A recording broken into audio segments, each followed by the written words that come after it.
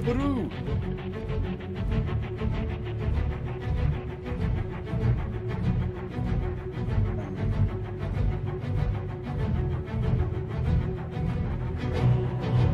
Really odd tweet. Does that? Teeny. Like, what? Playing 2.5 Stars Citizen Live or something.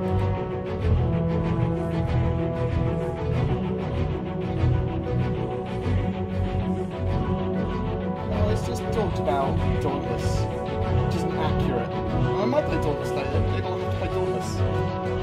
Quite like Dauntless.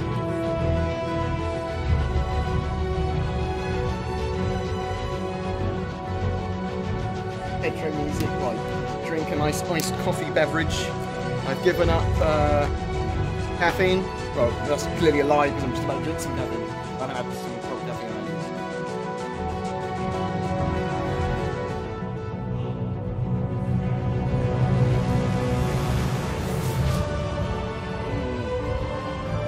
Say the magic word.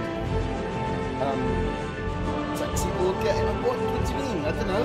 What's the magic word? You fuck yourself. Is that the magic word? Well, it's probably a bit rude. I'm sorry. A bit hyper. Got adrenaline going. Talk about wine in a minute. We'll get done. Still not a good bit, you know.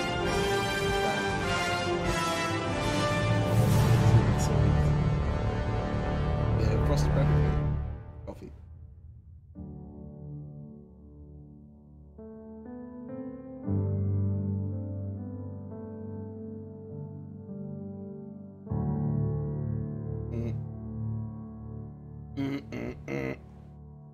Oh, no. Bear with me. I'm not very good at clicking stuff. Oh, we can't hear me. Wait. Wait. Why can't you hear me? Hear me a little bit. Or is it just quiet? Oh, I can turn this up. Does that help? Is that better? Can you hear me now?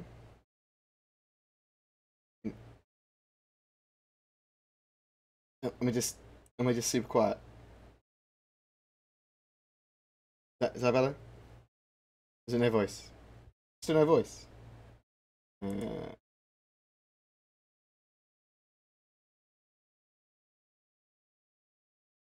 voice.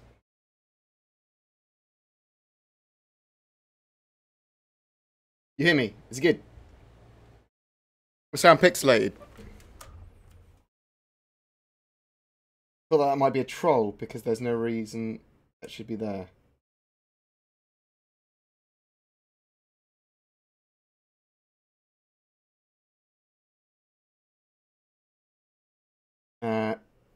Is that better? Is that good? We're good? Okay. I think we're good. Do this. There we are. Is the audio bad? Come on, computer. That should be good. It's good. It's better. It's fine. Thanks. Right, so Star Citizen stuff. So I've got a video that we're going to play in a minute. Just the high quality shizzabadiz. But we had GamesCom. Some pretty pictures from GamesCom. I think these are just like press. They're press images given at GamesCom. There's some pretty ones. We had GamesCom, which was heartbreaking to see the crash at GamesCom. You see Chris Roberts go, "No, my baby." But some of the stuff they showed was pretty cool. They showed the FOIP and the VoIP stuff. The FOIP is kind of unnecessary in a game, to be perfectly honest, but it's cool. They want that super immersive thing. They want a social game that you come back to and play forever. And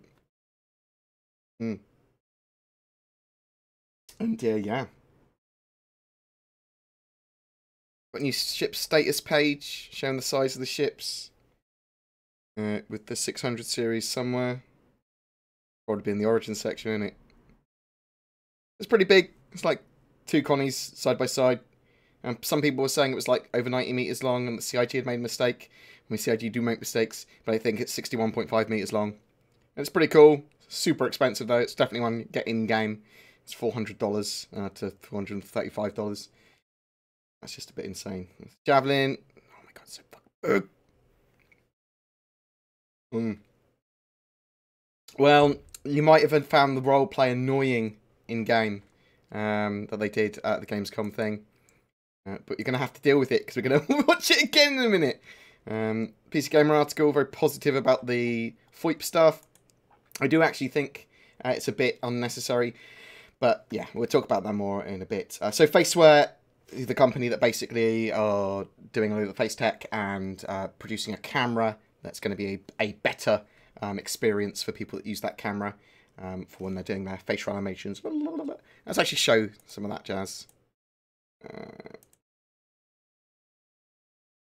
Here we go. It's a bit quieter with his. We right? Hi there, everyone. I'm Sean Tracy, and for those that don't... Is that volume right? Hello, hello, hello. What link you after?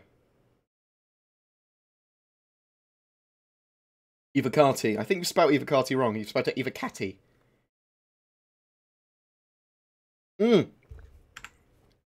I will share. Yeah. Here you go. There you go. There you go. I'll share the stuff as I do it. So we're going to look at the Faceware announcement. We'll talk about it. Because although I do think it's cool, I do think it's unnecessary. I don't like the idea of having to spend more on a camera for your face. You can use just normal webcam. So that's not the issue. It's that this is a very odd thing, face over IP, that they've got this driven stuff. It's going to be cool. It's going to be very immersive. VoIP's obviously incredibly important. But the VoIP, buying a camera is for someone else's enjoyment. Because they're looking at your face. You're not looking at your own face. That's the thing I found weird. I was like, you're going to have to spend money on a product to get the best experience for other people. But I suppose that's really cool for role players guilds. So maybe they'll say, like, you have to have your cool looking camera to join this particular org because we're all super role players. Maybe something like that. I don't know. So I'm thrifty as hell. Don't know me. I'm the technical director of content here at Cloud Imperium Games. And today, I'm really lucky to be able to show you a feature that I'm personally really excited about. And this is a collaboration between Faceware Technologies and Cloud Imperium Games. And what I'm going to show you is how we've integrated facial tracking into Star Citizen. So to start showing this technology, the first thing I want to enable is the Live SDK technology. Okay, so that's another thing. With the roleplay stuff in the CIG broadcast, it's almost like a badge of... a shit badge of honor that they have really bad heads on a swivel. Let's go with the rolling V formation. Just the bullshit speak. Now, if they really embraced how sodding bullshit that was, I'd love it. If they really went for it with the total bullshit, it's fine. It was the awkward pauses in between, like, I don't know what I should say. Let me just say something bullshit. I think it's really funny, and I don't think it's like awful or anything. It's just hilarious. The collaboration between Cloud Imperium Games and Faceware, and here I am. You can see that there's a bunch of different dots on my face, and these are landmark points that we use for facial tracking, and the tracking is quite intelligent. So as I turn my head and a face is lost, we actually disable the facial tracking, and if I turn this way, this is handy for things like occlusion. So if your hand gets in the way, maybe a pen gets in the way, we disable the facial tracking at those instances. How is a pen going to get away in your camera? Let's go ahead and maybe if a bag of nuts gets in the way. To a character. So you may recognize this gentleman. This is Liam Cunningham, who plays Captain White in Squadron 42. One of the really important things to notice, or to note rather, is that this is still early days with this technology. We're doing a lot to map and to improve the quality of the actual tracking, as well as adding new phonemes in to the tracking so that the runtime logic reacts exactly as we expect it to. So this is never meant to be a replacement for facial animation, but rather something for the players to be able to run and to drive an act. I know some people hated the roleplay stuff. Oh man. In real time, or a character rather in real time. This will be exciting for community endeavors like Machinima. So there was a German Crash Corps video that came out yesterday, which then got pulled offline because there was some form of mistake in there. So bear with this information. Give it a pinch of salt because it's going to probably be corrected in some way. They talked about a lot of stuff and I don't know what was incorrect on it. But they talk about the FOIP Faceware are going to be at CitizenCon and talk about more about their technology there. But they are going to make it work with glasses. They're going to make it work with the best they can with VR headsets. And they're working with people's facial hair and trying to get it so that it works with any camera as best as it can, basically. Videos, or maybe even getting integrated to character creators, works with people with so that glasses. you can make your character, but then you can even see how they would express themselves, given different inputs of emotion. Everyone I've seen use it though has quite a clean face. That's a good point. So I just wanted to pull his face around a little bit so you can see the reactions of our runtime. Only benefits others. So to explain how this all kind of works is that we've got a bunch of outputs that happen from the Live SDK technology, and then through a layer called motion logic, we map all of that to inputs of our runtime rig. And since every character... Basically, let's move on, because they're just explaining how the tech works, but we don't really need to know how the tech works. What you need to do is see it in kind of action. So we'll watch like a couple of minutes of this. He has really quite nice wrinkle maps that happen on the side of his face. Wrinkle maps are cool. I think the audio VoIP drives the mouth, but where this feature really comes into its own is in the combination of it with our VoIP technology. All right, so here we are in multiplayer. You should be seeing me speak from Vincent's perspective, and this is all being sent over the network and unwrapped on the client side. So Vincent was kind enough to get a couple staff together so that we can show you the feature. Driven automatically. Thanks a lot for doing that, Vincent. No problem. That's what we're here for. Awesome. So I think one of the best ways that we can do this is maybe just everyone introduce themselves real quickly. Okay, I'll go ahead and start. My name is Vincent Sinatra. I'm the QA manager here in Los Angeles. My name is Julia Wilson. I'm a QA senior here in Los Angeles. And I'm Andrew Hernando. I am a QA tester here in Los Angeles. That's pretty cool. Awesome. It's not perfect. So, maybe to show how this can really sort of be driven from the player side. Vincent, super RP. You've really got some good eyebrows. So I'm suspecting that you'll be able to turn this off around you so you can just have it in your party. I'm suspecting that other people that are talking near you will be lower volume unless you turn it or allow it to be on or something. They'll have ways of doing it so that they're not just people running around screaming profanities. Or if they do use profanities, it will be very situationally based rather than just people running around trolling, because, you know, you don't want that experience, and you don't want it to be super loud constantly, people screaming in your ears.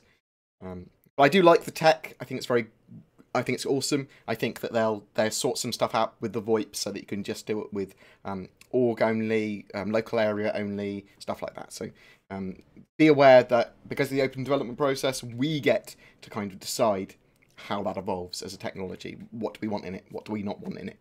That's the joy of the open development. That's why I'm backing and following the project. But that was basically it. They also have... let's have a look at this camera. I'll talk about it. How this feature can work on a consumer level web camera. However, here's Peter Bush from Faceware to talk. It works on a consumer level webcam, and that's what I'll be using. Probably, and it works with any microphone, the VoIP. It works with any webcam, a consumer level. Talk about a motion sensor they've developed specifically for this feature. Hi, my name is Peter Bush. I'm one of the co-founders of Faceware Technologies and Faceware Interactive. Faceware is a facial motion capture company. We create hardware and software products that can create animation simply from video. About a year ago, Cloud Imperium asked us to do something we've never done before. Integrate our real-time technology into Engine and allow game characters to interact and emote in real time, but by being live driven by the players themselves. This is quite an engineering challenge, but I knew my teams and... Yeah, Ted, as long as it's done something like that, like out of focus sound, I like spatialized sound, I like background sounds, but I don't want to hear people's conversations really loudly, but I do want to hear my party, and I want to hear anything that's relevant to me. So... I'm not sure how they're going to do it, but I'm sure there's probably quite a Austin and Los Angeles could collaborate with the incredibly talented Cloud Imperium development team to make this happen. The new VoIP feature will work with nearly any camera, but we were asked what's going to create the best possible experience. So we set out to engineer the first gaming device designed specifically for facial tracking. Here it is, the first prototype facial motion sensor. This is the first one off the production line. Now, there are many specs about this device that are going to give you the best possible experience for facial tracking. First, the image sensor runs at 60 frames per second. Now, while that's important, is the way in which our technology works. From one video frame to the next, we basically can create an animated result. Meaning what we see in that first video frame, we're going to analyze the expression on your face, and by the next video frame, we have that animated result. So the faster that frame rate is running, the faster you're going to be able to keep up and get that performance. And at 1/25th or 1/30th of a second, which is common in most webcams, it might not keep up and your lip sync might not read. But at 1/60th of a second, now the words that you're saying are going to be spoken by your character running in-game. Now second, we look... So what I discern from that is running your webcam at the highest FPS it can go at a lower resolution is fine. So I think the C922 from Logitech, I think that runs at 60 frames per second at a lower res. So that will be fine. Looked at where most common you're going to be using this device. And more often than not, you're only going to be lit by the light coming from your monitor. So the sensor had to work in a low light environment. So we selected a 1/3 inch, 3.4 megapixel sensor that's capable of 720 or 1080 at 60 frames per second in a near dark environment. Just so you know. Apologies. Third, most webcams are a wide angle lens, which makes your face a little bit smaller in frame and a lot less facial details and facial pixels for our technology to capture and track. So we selected a single user field of view. So, we're going to work out how to get the best experience from consumer level cameras. As soon as I can do a video on that, me and Noob will probably hammer the shit out of that. We'll talk about it. We'll do lots of stuff with it. We'll work out what cheaper cameras work and what more expensive cameras work, and then is their faceware camera, is it better? Does it give a better experience or not? Because if I'm able to not spend any more money, perfect. Great. Thrifty as hell. I want the cheaper experience. I want the good value experience. And so it sounds like, oh, you just need to zoom in with your camera and make sure it's adjusted right. You need to make sure the lights are on or you've got lighting around you. There's lots of stuff you'll probably be able to do. Now this allows our technology to basically get more pixels from your face from that frame and get the best possible facial details. Point is the icing on the cake, but we don't have the cake to eat yet. We put on a high resolution glass lens that's going to resolve that data and give us the best possible and sharpest focus for facial tracking. These specs are going to allow you to have the best possible experience with the new VoIP feature. While this is only a prototype, we're going to go into mass production and we're going to bring this to you. My hand shakes. We've been working on this technology for nearly 7 years, but this is the first game that's wanted to integrate this into so I decided to use this. Character communication like you've never seen before. We're excited to bring this to Star Citizen, and we can't wait to see what you do with it. That's pretty cool. I'm not convinced by their webcam experience. I'm not buying any new products. I don't want to buy new shit. So we'll have to wait and see about that. What else did I want to show? I think. Oh yeah, so there was with the schedule report. Let's see if I can bring up the schedule report. That's a pretty good idea, isn't it? Good. So the schedule report. We'll find out some more tomorrow. Probably find out some more later tonight, in fact, with the ATV, and we'll see how they've got to. So they currently have 67 must fix issues before it can go to avocado testing 3.0, which is cool. I think everyone wishes it will hurry up, but it's ready when it's ready, unfortunately. A lot of things that caused controversy was this date here. It looks like they've got a rough expectation to have a live build by, or some form of build, by the 10th of September? Your American dates confuse me.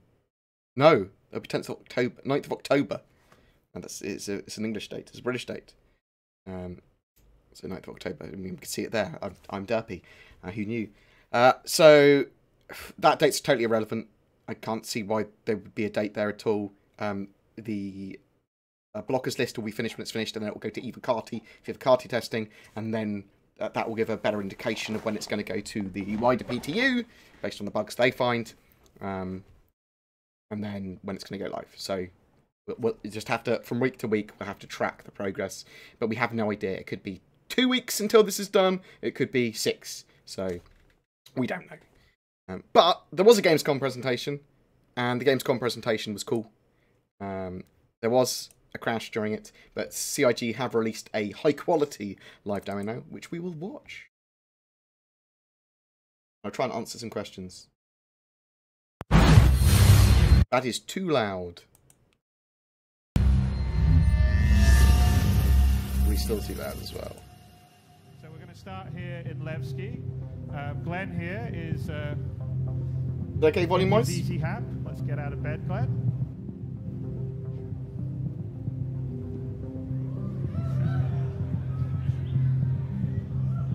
Feel free to ask any questions, and if I don't answer them in a few minutes, you can ask them again. If they're reasonable, non-dickish questions. That is so 2.6. So, as you've noticed, Glenn is in his skivvies. So this was the Gamescom 3.0 demo, but also had some future things in it as well. So it had the Idris battles. It had the VoIP in it, the face-over IP, and the VoIP, the voice-over IP. That's going to be driven by Spectrum, that VoIP and VoIP. So it's not being handled in-game, it's being driven outside of the game and then put in-game. So there's less for the actual game engine to do. This is almost identical to my version. I haven't actually watched their high-quality version. I'm quite good now, at cutting stuff. So a sleeping outfit. But in 3.0, and this is quite different than what we showed last year. We have a completely modular clothing system, so you can dress however you want. Previously it was like your modular clothes, civilian outfit or your armor. Modular armor. That's no longer the case in 3.0. You can do, any combination you want. So you can put whatever, different jacket, trousers, t-shirt, long coat. Armor, you can mix and match different armor pieces, different helmets and everything. So let's pull up our... I wouldn't mind if they had pre-recorded video there. So the other thing you'll notice here, maybe I don't know. Well, one of the apps will help us dress, but just to notice here in the Moby Glass, that's they another don't have to big do everything between live. What we showed last year and what we've put into the new 3.0, which is we've completely... Maybe they should do it live, I don't know. It's basically a smartphone in the future. And here's sort of the home screen, which I think we've shown on a few ATVs, but just to go through it, obviously that's how much money we've got, 125,000 UEC. Start a solo ship. So many spaceships. Oh, thank you very much for the donation. I can love you, Papa Boone. We have this thing called the stamina system that we're Thank you. introducing with 3.0, which I don't know what to do. Your stamina, so our heart rate indicates how exhausted we can become. And so if we're running around a lot, that'll go up. Our stamina For a starter ship, I would grab one of the starter ships. Probably a Mustang Alpha. Exerting yourself, running and I around. think you can grind up and learn the game. Whether you're injured affects that. Also, and how the flight mechanics all work when it goes live.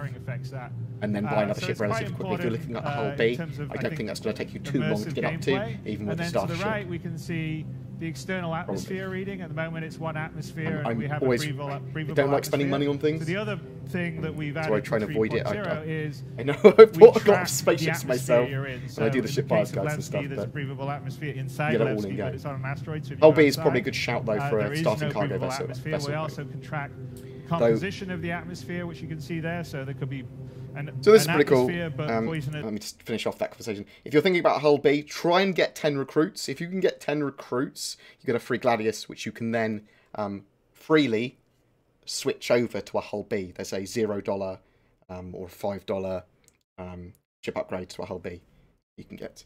So just bear that in mind. So this is really cool. Everything's diegetic in Star Citizen, which is pretty cool. So you've got this diegetic HUD, which basically diegetic means that it exists in the game world rather than as a concept outside. So instead of seeing like my health numbers and mana that my character wouldn't know, I see stuff that my character would know and that exists in the world. So I see my heart rate and what my sensors are telling me about my body, saying like, oh, you're injured on your arms, your legs have fallen off. But this also tells you what the atmosphere is like. So when you're on stuff that has got a proper atmosphere, proper pressure, like you're on a ship or a space station, it should be at atmosphere of 1, and then you should have oxygen and all that sort of stuff, and you don't need to wear a helmet. But if airlock blows out, then atmosphere will start to get vented, and you'll suffocate if you don't get a helmet on quick enough. So I think that's really cool, and I really like the Mobigas and what they've done with it. It's cool that we know that atmosphere and oxygen exists in 3.0, although it's not going to be the full room system where it tracks exactly the atmospheric composition.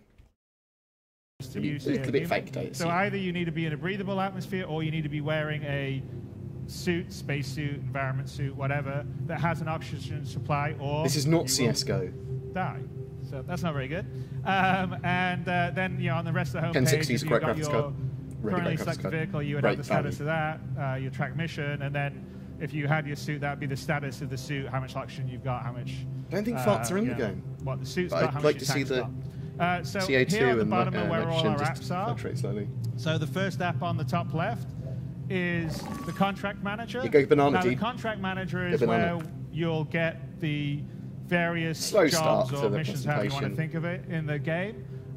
Yeah. Big Mobiglass, big loads of cool move, apps. big, The basic thing ones at the for moment. 3.0 is Star map, we've contract manager, which is completely a quest moved away log. from the old missions that we've had. And moved In this into demo, subsumption, you which couldn't runs read what was on both our another player's missions screen. You and could our see that they were AI. using the Mobiglass. So AI. So I think the that's intention a is that massive, you might be able to massive read what other people are. undertaking. I think we put had up on about their screen. 16 missions in 2.6. In This video is a few days old. 3.0, we have, I think, about 26 different archetypes of missions, and beyond that, they can be. So currently they've got 26 archetypes of missions, and they're all going to be modular and a little bit different every time you play them. So there might be different locations, might be different things to collect. You'll get attacked by different types of pirates that end differently. So every time you play a mission in 3.0, there will be a little bit different, which is good. That variance and replayability of those similar missions will get a lot more from 3.1 and as the patches roll on as well. Modular different combinations, and there's a large amount of procedural missions. So literally, there could be millions of animations in missions this. that you do in Getting there, 3.0. It won't stop. the walking So it's not animations like and running you animations have are just a bit 16 finite janky missions still. to do and It's the you're done. There's, multiplayer missions to jankiness escort, code, missions which is to annoying. deliver something they're to working on it. locations, missions to go and get something from a location, missions to investigate a missing like whether someone's dead on a wreck or not, identify them, take someone They out, clean up wanted pirates, light and there's these templates survival mechanics that can in be with put food together and in drink. different combinations, and on top of that, we can also have some missions that will be created where might lower your there stamina can or might be lower your a health mission if you don't for eat and drink one player, and then within another a few player given days. a mission in opposition to that. I'm So there's hoping a that lot that's not of the case that we'll potential see. for I'm okay with very light ongoing survival gameplay in mechanics, 3.0 that wasn't in but I'm not 2.6, okay with survival which mechanics. is important because now we have Thank you very much persistence. for the cheer. So you need to earn money to keep your ship repaired, Thanks, buddy. or to keep it From- rearmed, I can't see no your name. longer Merc, free thank you very missiles, much. or no longer free fuel and all the rest of the stuff. Well, that's a game. You got to earn your money to keep your ship going. So there'll be much more of a game mechanic. So here's where we would have the variants. So, like, for instance, this is just a simple one, a collection from Yella. Customer requires medical supplies, crate to be collected from an outpost on Yella and delivered to Port Olisar. So between this and between trading, where you tangible can buy gameplay. commodities in one We've location, been take it to another, playing the and same sell old it. stuff with Star Citizen for a long time now. There's a whole sort of and that would be beginning fine of a dynamic if they were updating it a little bit more, economy but they're that not. we can So run. we've been So besides the gameplay various drought until jobs that we can 3.0 comes select out, here, and then we've got a lot of there can gameplay. also be offers that we're getting from Even if it's just running individuals. around on planets. And by the way, in 3.0, it'll just be from the game and NPCs. Chris Roberts But does going detailed forward, mechanics, players but he will be able to does also some stuff put missions like up mechanics. here It and doesn't give have to be off, super in basically depth. make offers It to can other be players. detailed So without let's see if we being got any offers. heavy. Do you see what I mean? So here we have, there's a job opportunity. I like the idea of, and, like, if they want to do if like survival everyone mechanics on a planet, Miles Eckhart from like you last crash, year. So bam, he is one of the crashed two on a mission planet. givers in Don't do it 3.0. like you have to survive on the planet. And, Do it as a another job mission popped up, that thought you have you'd to be a find good fit, water, so we probably find should go and food, talk to him about and it. then you can set off We your will distress set that. beacon. And Do it like then that. If That we can be have survival. A It's a mission. fully accepted because we just accepted the offer to talk about it. We would have the accepted, and then also the history of missions we've done in the past. Then the other sort of tabs we have is there's one for our sort of repair. I'll switch from restock, Windows to refuel Mobiglass. stuff if we were at a Cryastro station. If someone's done a really, please message me or something. If someone's made a really good Windows 10 theme for the Mobiglass, I'll happily use that. I'd like to have it. Or you can That'd be also cool. do Nice that stream in as well. locations like Levski or Port Olisar. Over here, the next tab will be the vehicle works. It's currently called Live Works IR, but this is, you'll be able to modify and Star Citizen's a couple of years yet, change really, out from going equipment into on your ship very much beta. like you can in Like, the Arena Commander app at the moment. you could more than we welcome also to have compare it to journal that we a haven't fully really made done game, anything but at it's the moment. at the Just moment it's beginning. And then they show off little we bits, tasters of what it's going to be like comms, as they're getting there. We'll show you in a little bit. It's nowhere near there yet. Star map, which we'll show in a bit. And we'll go to the player manager app right here, which is how we sort of organize our dressing. So we're in the skivvies. This is why we went to the Moby Glass in the first place. So let's put on some trousers. Okay, I'll turn my voice up. Some boots. And maybe a jacket. Is that better? Oh no. There we go. Looking very fashionable to go outside. That better? Yeah, okay. And, you know, in sorry if that was repairs. There's actually quite a lot of clothes that we've added for people to dress and customize themselves. Let's assume that's not repairs. All right, Glenn, let's turn around. And one other sort of major interface feature that we've done, which we talked a little bit about in ATV. Permadeath is going to be a light permadeath mechanic as well, then, so you don't have to worry too much about it. On the show floor and played hello, Relapse. Hello, everyone, by the way. I love you. It's a unified way of interacting, so you hit F, and you move the mouse. So this is the high-quality GamesCom video that CIG released, which is very similar to my cut. Potentially there will be more than one action. Apparently. And it's how you press buttons, open doors, pick up an item, interact with your cockpit. So you no longer have to remember all these shortcuts. So you're going to be able to use both shortcut keys on your keyboard, but also click everything individually if you want to with the mouse or whatever. So of course there still will be the shortcuts, but for a new user experience, I think it's very light permadeath mechanics though. So when you do die permanently, here we are outside our Easy Hub. All your equipment and all your stuff will go to the new character you create, and there might be a minor death tax and that sort of stuff, and might be a reputation hit. So we can control our movement speed. You will be able to die a few times before you're dead, and you might be able to refresh those lives as well. Normally WASD, you're either running or you're not running. So this sort of it's new gameplay though. Control our speed. The movement with your mouse wheel. We don't want to be running around, say inside a bar. It's pretty cool. But when we want to get somewhere fast, like get to the bar, yes. And the animations for walking are okay. You may give them like an 8 out of 10 when you're looking at them from your camera. So this is fine. It's other people's movements in multiplayer that aren't NPCs. It's too janky stuff. Quite a few new people in 3.0. And here, so we're in Levski. We obviously saw this. I made a 3D printed Moby Glass. What we didn't see last year is AI moving around, doing things. In that case, sitting down. I think. Maybe the old style one, the chunky one, not the cool watches. Checking his Moby Glass. Like his chunky one. Maybe there's a maintenance guy doing some work somewhere. I guess not now. That's the nature of AI running around. Real in-game currency, yes, they will have to pay real in-game currency for ships. And it's the beginning of Subsumption. Subsumption AI is what we're using in Squadron 42, and we'll be using in the PU. I love Star Citizen a lot. It's very much love the idea of it. I love the project. Sims I love following the AI, project so and being part of that schedules. process. That's they go to one sleep, of the they get up in the morning, they go to work. It says I'm playing Dauntless. Oh, don't say that. Etc. All right, so let's go down. I guess if you follow, we'll see. You'll probably. Thank you. I knew it was going to do something like that. No, he's going to check it out. Should be updated. He's going to get his little thing out, and he's going to do some work on it. There you go. All right, let's go down to Cafe Musan. So in 3.0, there is sort of basic AI. Thank you for that. I didn't realize it said that. Moving around, doing things, shopkeepers, bartender, mission givers. But it's just the beginning of what we're putting on, and it's going to be much more fluid and more sophisticated as we go down.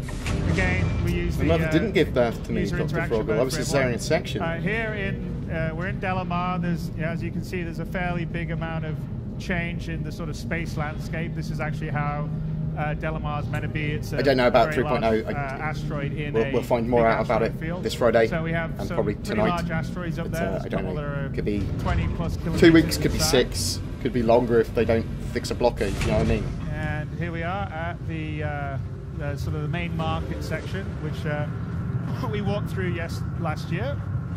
And if you haven't noticed on the sort of lighting and volumetric they need to fog, so get loads of network code sorted. Although 3.0 does have better network code apparently. Little piece on ETV makes the lighting much better. I'm Dragonborn, yes. Sense of shopping. I backed in early 2014. And one of the nice things, like 2013. So with 3.0, like between this and last year, we filled out all the shops in Levski. Early 2014, and added I think. some stuff in other places like Port Alasar. So, for instance, there's shops. Yeah, March of 2014 sounds right. Ship items and my weapons. birthday, so yeah. But let's go and find Miles Eckhart. So besides you know, clothing shops, armor shops, ATV's on tonight. shops, there's shops I don't know what's going to be on it other than a burn down report and some form of featurette, probably looking at that will be the some of the stuff at GamesCom. Full amount, the trifecta.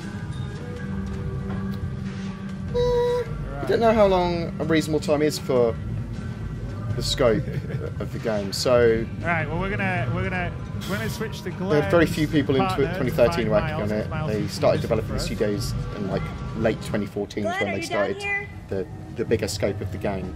So from 2014 to now, around 3 years, they've been working on this version of the game, this form of the game. So I suspect it to be going into beta in 2019. That would be my expectation. Glad you could make it. Grab a seat. I'd like to see it released at the end of 2019 or mid 2020. Find their way to me that aren't I couldn't choose orthodox requests. in the future. To use this. Oh, thank you very much. I love your face. Let's just say they aren't the kind of ops you can give to just anyone. New coat height. They require a very specific type of person. Now, mutual friends have told me that you might be one of those precious few who are capable of completing a contract without question. If I'm wrong, we can leave it at that. I think the expectation is that Squadron 42, possibly some form of vertical slice, might be at CitizenCon, but we don't know. That this meeting never happened. If I'm right, I might just have a gig that I could use you for.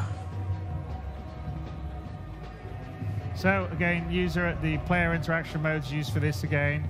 So we can either be interested or not, but we're interested obviously, otherwise it'll be a short demo. One of the many services Eckhart Security provides is as independent investigators.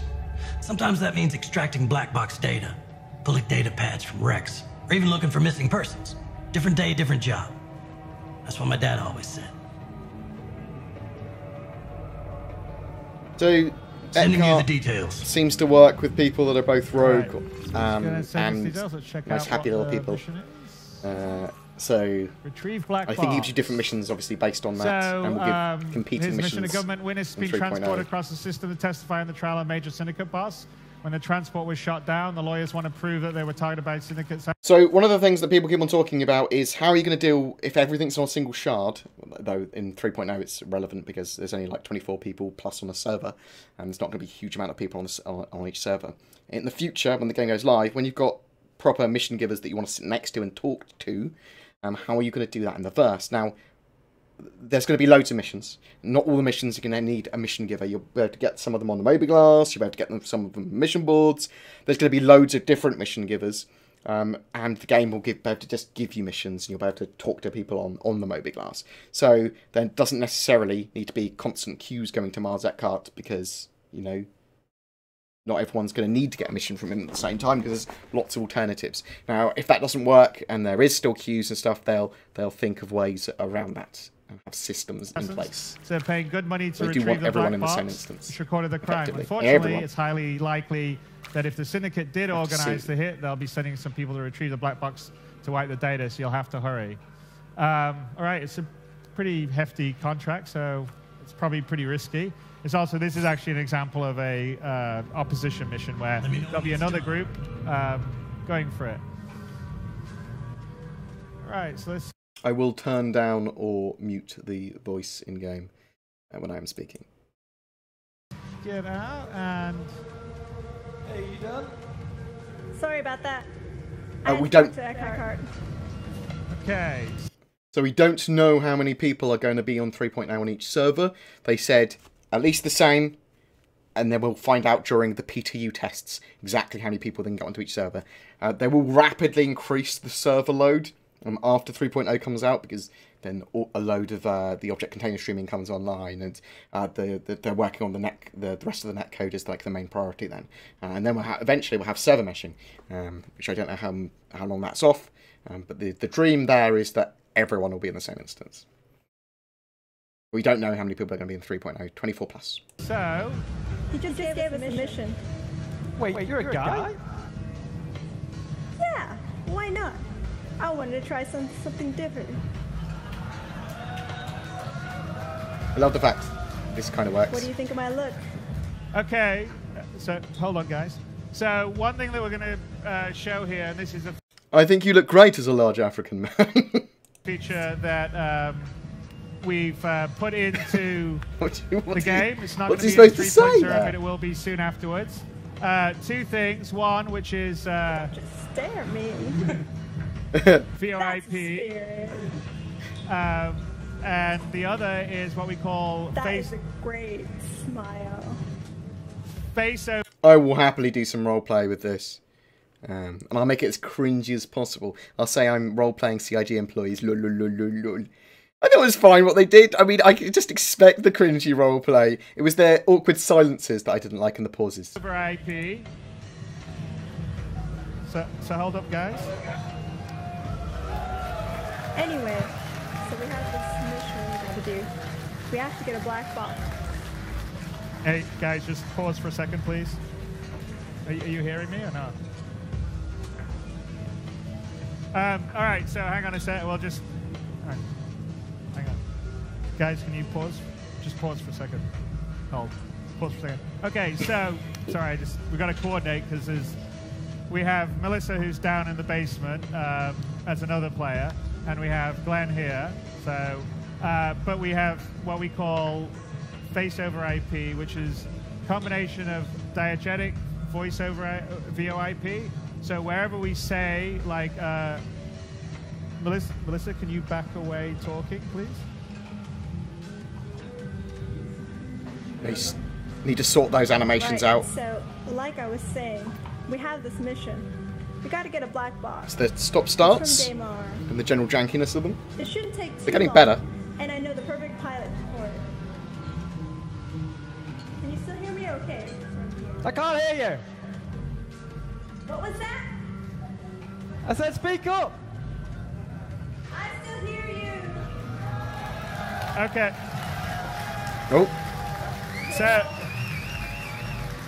now, Melissa, can you? 5 years you can make movies without and actors. then go Yeah. to Glenn's right. Hello. So, after we do this mission, I need to head to Grimhex. Actually, Yella. I left my ship there. I give CIG some leeway when it comes to presentations. Like, they don't need to be great at the presentations. They just need to show that they're making progress and the features they got in the game. I would like to see at these presentations roadmaps, schedules, other mechanics that they've got planned. I'd like it to be like a big ATV studio special, almost showing this is where we are at the moment. This is the cool stuff we're working on at the moment. This is the cool stuff we've got implemented, and this is coming in the near future. This is coming in mid-term. This is coming long-term. Wham bam. Thank you. And then CitizenCon to be similar, but more Squadron 42 centric, and then more of a celebration of the game. I do the presentations very differently, but they wanted to show that because 3.0 wasn't out yet, they wanted to show a cross between 3.0 gameplay that's coming into people's hands soon, so they can get new players on board. That makes sense. And they wanted to show some of the stuff coming in the near-ish future after that with VoIP and FOIP and capital ship battles and the stuff that's going to be possible. And like, it's cool. It's just there's some stuff that I'd like to have seen as well. I think we all would. So if you don't mind, Thank you very much, Darkstar. and if it's not too much trouble, I'd really appreciate it. Yeah.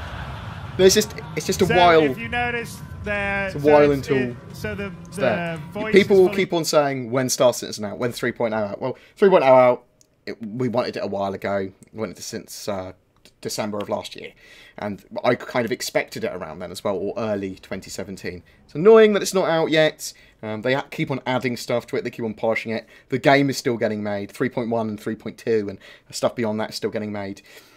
It's been delayed. 3.0 is what it is, and it's become a whole different beast. It's going to almost certainly be worthwhile when it gets here. But Star Citizen, the actual game, we're going to be waiting a couple of years before we get anything nearing a release. So just bear that in mind. It's a long-term project. It's a long-term project. It shouldn't take too long, especially because John's a really good pilot. Okay, all right. He can get us anywhere. All right, back to in front of John's the guy that crashes later in the presentation, but I think this is probably cut from this next one. stage. So it's fully diegetic. It's in the world.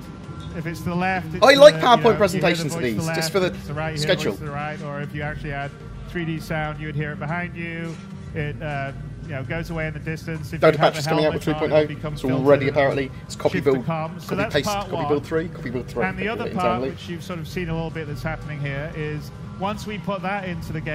So every day at Gamescom, they had a live stream on the show floor playing a locked 3.0 build, which is like their press demo of 3.0, but locked around the Daymar. And they had lots of people playing it. I think they had like 16 people playing it at once, and they reset it every 15 minutes. But they were pulling builds off using copy build 3, their internal version of the Delta patcher, which is like an unskinned version, I believe. They were pulling new builds off every day with fixes for bugs and issues they found on the show floor. I think that's great. Obviously, a lot of people did a lot of overtime, I'm expecting. So big ups to the CIG crew that stayed there a lot later than they should have. And we sort of realised that if you don't have the face and the hosted, so Squadron 42, episode 1 is Squadron 42 as we know it. Okay, there's episode 2 and episode 3, which are they're going to come out like 2 years beyond each other.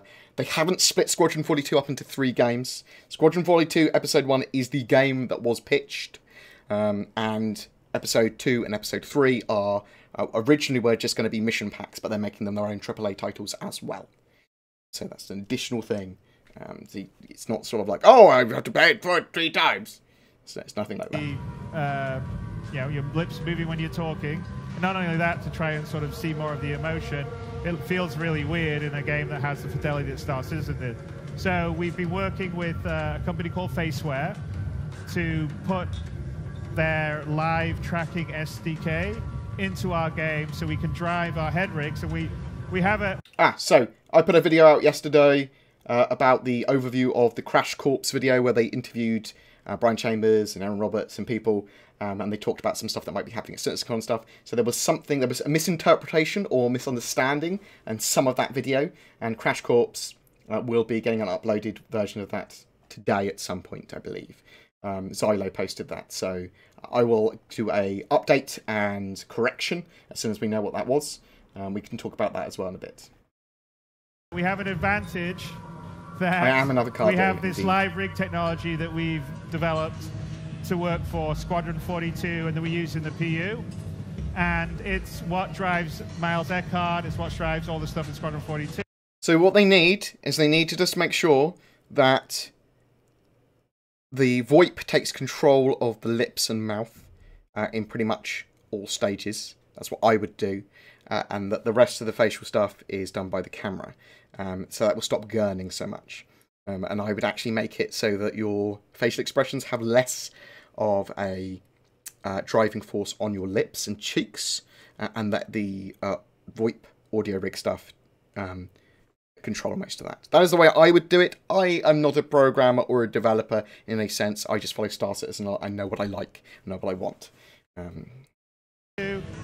What drives the shopkeepers, and the advantage of that is that it has various poses for the faces, and as long as you can decode quick enough video coming in, then you can drive the facial stuff. So here we go.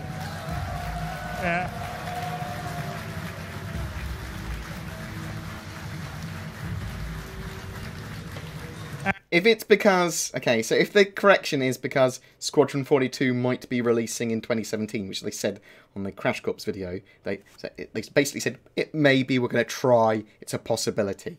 That might not be correct. But on the web page it says 2017 for Squadron 42, so I don't think that's that much of a jump, but I think it's unlikely that Squadron 42 will release in 2017 now. It's a possibility. It's very unlikely. And Melissa, do you want to pull up your debug window so they can just see it tracking on your screen? Yeah, they just need to keep on updating us with the stuff, don't they? I think everyone's okay. There we go. So, if you can see, as long as that's they Melissa update down us in the basement. And if, yeah. And the nice thing with the tracking here is that it's really, really smart. We don't have to train it. It will recognize your face, and you just have to do one calibration looking in the center. It works with it works with standard webcams, and if you have a better webcam, it will work even better. So these ones are ones we'll tell you about in a little bit. Be ready when it's ready. It will be good. And then we have one more feature that this enables because we track heads. So Glenn, maybe let's switch to Glenn. Yeah, we'll probably so start seeing. Glenn's view. So we'll see Squadron 42 on the schedule report. Okay, so remember that. Okay, and then Glenn's view. There we go. Now, Glenn, turn on your head tracking. Okay, so now on top of that, head tracking as well. I feel sorry for the Track IR guys, because they can get relatively good head tracking on a normal webcam now with Star Citizen native, then it makes Track IR less relevant. Doesn't make it entirely relevant. And I like Track IR. It's quite useful, say, when you're in a cockpit looking around for situational awareness. And also, honestly, in these sort of situations, if you want to nod your head without having to move the mouse, it's pretty good.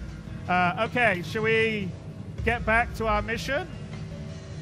Graphically, the game's amazing. Yeah. Some of the animations aren't perfect. They need to work on some of the low quality skin stuff. We need to get a black box at Daymar. Head tracking is useful based on the sensitivity, even if you're looking at a fixed screen. It genuinely is. So should we get some weapons? I've done videos on Track IR and stuff. You can do it with sensitivity. It's not one-to-one tracking. Exhilarating in here. It's like 3 times more sensitive or whatever, so you can look around better. You do it. It does work. So I'm guessing we should get some weapons. Let's go.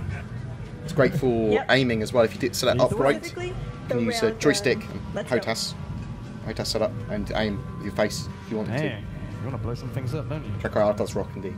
So does some of the other free ones. Oh yeah. And so, I mean, the idea, it's important as well for VR setups as well, I think. Our silly QA banner here, but the idea is when this feature's in, you and your friends can be running around talking to each other in the universe, which I think will help because it's much better to talk rather than type in a chat window. Oh my God. And because it's in the universe, you can hail people near. So we don't know when their FOIP cameras are going on sale. I suspect we'll learn more at CitizenCon. Because they basically Faceware are going to be there doing something. Is there?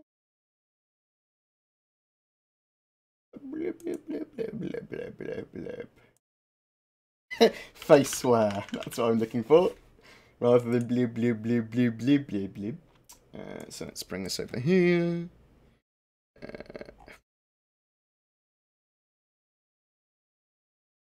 More info on release of our groundbreaking technology coming soon. Mark CitizenCon 2017 on your calendars.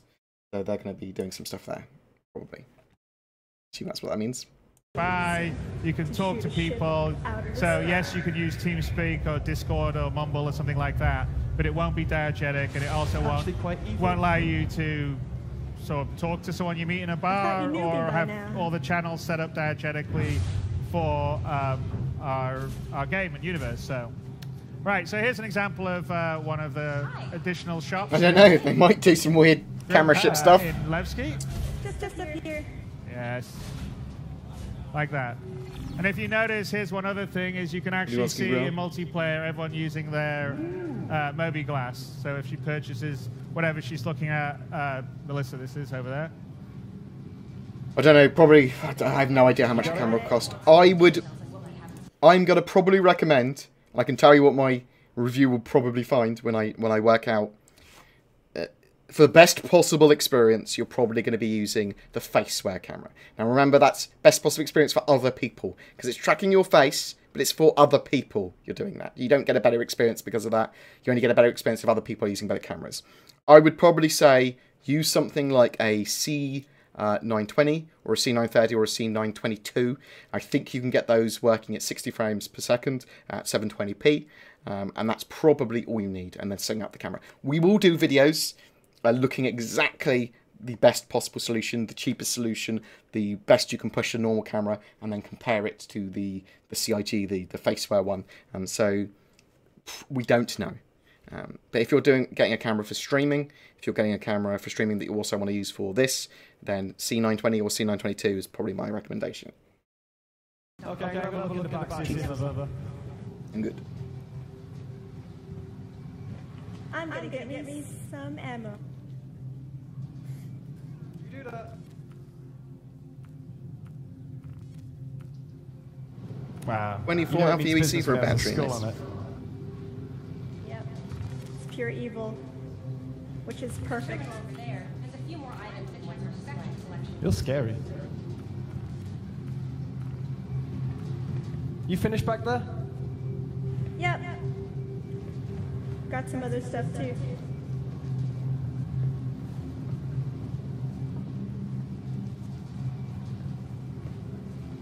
You all set too?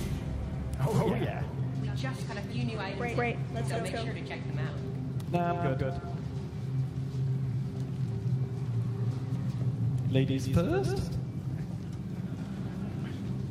Yeah, 720p 60 FPS face cams are probably the best option for the VoIP stuff. If we're going over to Daymar, we're going to need a pilot. I will test a billion different ones. Yep.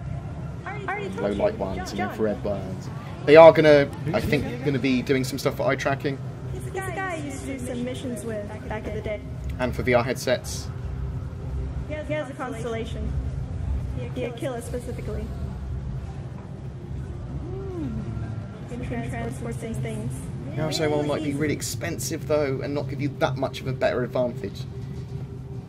So, what are we doing? We need to review it. It's too hard to make a decision until you review We need to it. get some ship items. Dumper's Depot. If you don't mind anyway. If it works with 120 FPS webcams, great, but it might be locked to 60. Hi.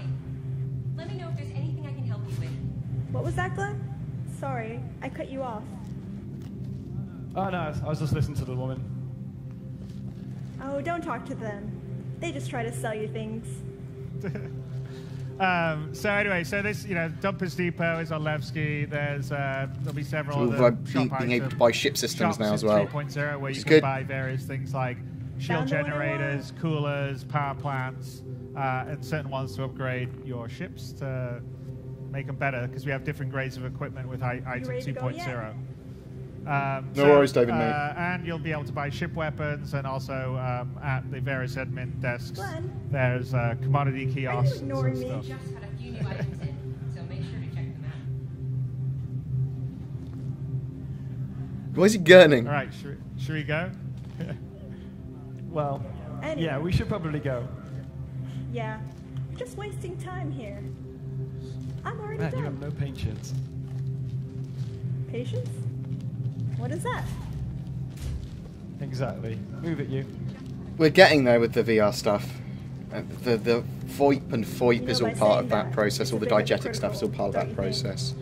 And I think that they are pushing for their next couple of phases with the VoIP technology pushing for VR as well.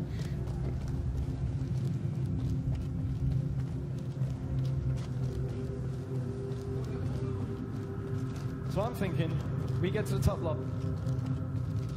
We take the rover. Yeah, Dion, maybe. I mean, we need to test it, see if we can get a good experience from a normal webcam using focus and sharpening and stuff like that. So their camera might be a lot better, but it might not be. I've never been to Daymar. There's sand everywhere. Maybe glass is probably incredibly watertight. So I've heard. Do you think the there character will be does look a little bit sandworm there? like he may have done a drug with his grindy face. Not another word. That would be awesome. Because by immersion, a bunch of male characters to female voices.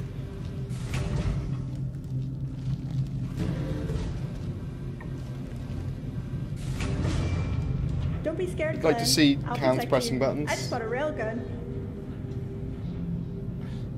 It's odd as well. She can't see the railgun on her, but she's got it. Don't.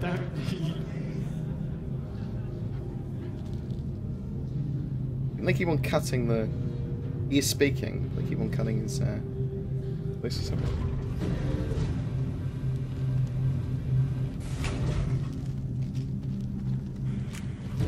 So we're going to head to the upper area of Levski, which is the QA guys that they're using here area, are not and it's where professional you connect actors. to the They're not and also the garage entertainment gamers either. Just got to go up one more level. Streamers and YouTubers are. Their job is not to talk to people or talk at people or make stuff like fun. It's to test the game. So they're using them here because they've got the best knowledge of the game. They aren't necessarily great at ad-lib. All good. I quite like the cringiness of the fake roleplay now. I've got used to it. So I will get into my suit, and you spawn the rover. Yeah, no worries. My mate Zen only plays female characters in RPGs with a third-person camera because he doesn't want to look at a man's bum. That's what he says. Vehicles, so in this case, a rover to the I choose garage. male or female based on how cool that armor looks at higher tier. Landing pads. And Go, this oh, works in concert with the air traffic control system, the ATC system, that is also new to 3.0 because now there'll be lots of players and landing zones. We don't want people to just hog a landing pad and ruin it for everyone else. So you have to request a landing spot. You get given it. You've got to land it within a certain period of time. When it landed there, your ship gets taken into the sort of big ship storage of whatever the landing zone, and then you call it back up through vehicle valet, which is what we just did for the rover, and it will be in a garage because with landing zones that actually are connected to well, British, Chris, come on. In this case, an asteroid planetoid or a regular needs more planet. cringe. Every year they add to the cringe. They got this. So here we are. We're getting dressed up. So outside of Levski and Delamar, there is absolutely no atmosphere, so we better put a spacesuit on. Putting a tasty blue and white number Explorer outfit, which is new for 3.0, as is what Melissa will be wearing.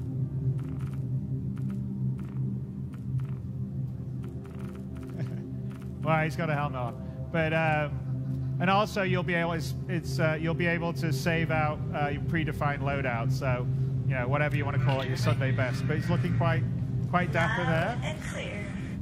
You still read me? Yep.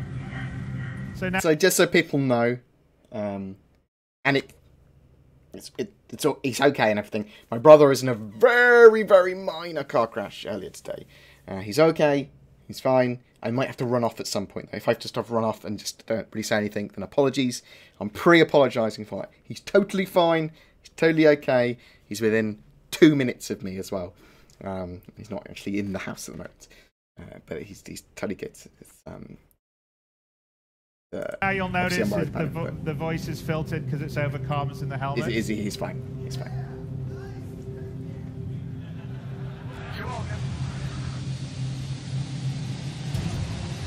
Oh, thank you very much for the donations. I've just seen some donations on Patreon. Thank you very much, Gareth. Very, very, very, thank you. Thank you for the subs. Thank you for the follows. Star. I'm putting all the money that I make from streaming and donations and Patreon this month into a new processor. I want to get the recording and streaming down as best I can, and either with a Threadripper or one of the new Intel processors that come out relatively soon. I'm going to grab one of them so that I can do all the encoding and recording on a single PC rather than a dual setup. That will allow me to record at 1440p.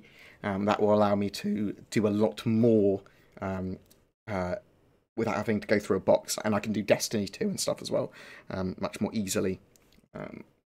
Just with a more powerful processor, because one of the issues I'm having with streaming is that I want to do better encoding before it's streamed. I need a better processor for that. I'm on a 6700K, so I'm on a fucking great processor. It's just not the best for streaming and Star Citizen or Destiny 2 and stuff. So here we're outside. I'm not going to go Intel or AMD in particular. I'm literally going to go what's best for my needs based on the money I have available. I have no affiliation or love of either company more than the other. I don't care. So whatever is best for my needs. The garages are to the right. We can see Melissa's actually getting into one of the rovers. But let's just take a look. So I probably will wait for the new Intel processors to come out because you'll see a price drop in the AMD ones anyway, or whatever. But I will look.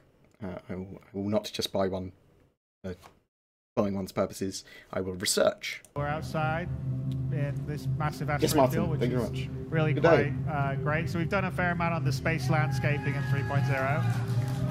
It's a long way to go still, Brett, So but it is one looking other great. thing, Some of the stuff. Glenn, It's do you want to pull up your Moby? Look at the atmosphere out here. Glenn doesn't like it when I do that because this can be quite risky. He's died a few times when we did the run-throughs for the press. So as you can see, there's zero atmosphere out there. So we'll just go to take his helmet off. Okay, we'll wait a sec. Save changes. Equip. Okay. Not yet. Not yet. Okay, do it. So there's no new news on the Endeavour. It's one of those ones that will be done slightly later in the project spec. So maybe think of end of next year. We'll start to see the science mechanics because the Endeavour is science, exploration. It does a lot of different stuff, and it does some of the edge case gameplay, farming, and has lots of different modules. So that's going to take a long time to get fully done. And it's a big ship as well, and it detaches, and it can leave the rear section as a powered lab in space, while the front section goes off and explores and lands on planets and stuff. So it's a cool ship, and there's going to be lots of different modules for it. There's overclocking modules that literally will allow you to test and overclock different ship parts and weapons. There's like a radar-y, scanner-y dish for scanning down anomalies. There's labs for making drugs. There's ones for crunching numbers. There's telemetry type ones. There's lots and lots and lots going on with that Endeavour. Farming modules, biodome stuff.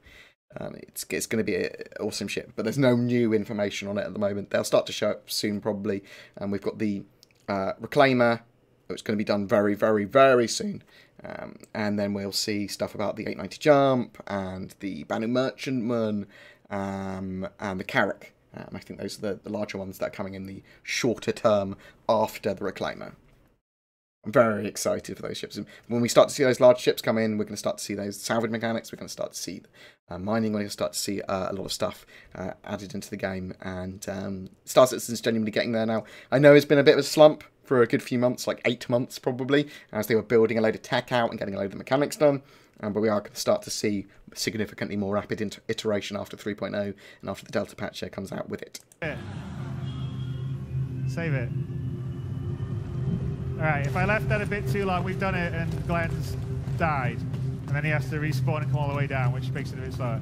But rest assured, if you let there might be some more cool games. I'm really looking forward to Anthem as well. Although one of the lead creators was recently killed, died. No way of putting it, which is very disheartening for Anthem. Very much looking forward to it though. Yeah, it was a bit shitty. You all strapped in? Yep. Let me just give John a call. Looking good. For a dude. Thanks. So you see that it's a different colour, and it's not diegetic for hers. Okay, so as you can see on our Moby Glass, the communication. See it changes screen, but it's not the. No, the other way, the other view. Thank you. So we're calling.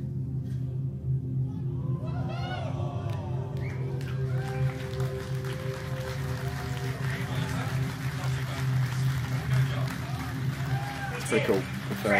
Moby Glass comms. That's what I wanted. So lazy. This should be interesting then. Yep. We're at Levski. Are you nearby? Yeah, I'm just pulling into Levski now. I'll meet you at the landing pad. In fact, we can pull up the where he is in the idea of this, what they're doing here, is that Eckhart would give a mission to one player and then give it to pirates as well, possibly. So anyway, we can video. This is we showed the secondary report and rendered the texture stuff. So that's the example of it. We opened up a comm channel to another player. The video on the Moby Glass should definitely be less transparent. It needs to be more opaque, 100%. Face to face, which is the reason why we were doing a lot of this secondary viewport stuff. To have video comms between players in different ships, different locations, as well as the holographic stuff that we show. You'll see some cool machinima. So let's go meet John. From Star Citizen soon, I think. And as you can see, shame that Torellian now works for CIG. A lot of work. Otherwise, we'd have seen a lot of cool machinima anyway. The environment team's really been working hard on it. Finish Feather though. Finish Feather would do all some the cool most stuff, I'm sure. recent technology improvements we've done for the planetary. Oh yeah, there's so in any one of these Australian views, there'll be about 100,000 VAT sale or something before the interest objects. So small rocks, VAT big or rocks, 10% of it whatever. gets added to spaceships if you're in Call Australia. them stalagmites going up. I can never remember. I think it's stalagmites going up. But you know, obviously, if we were on something that was a little less arid, you know, it would be different kinds of ecosystems. So let's say you have forests or. It's going good, AAA. Grass plains or mountains or hills or oceans. But here we go. There we go. All right, and here we come in. Here comes John in the Constellation. So you want to get further away, the LEDs don't draw up properly. So that door at the back of the Azure rover disappeared. So there are LED problems still. There's lots of little bugs in Star Citizen.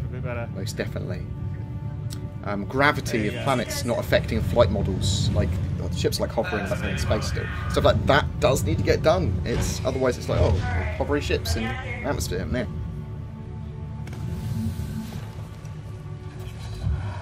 If I turn over in my ship, I want my ship to crash into the floor.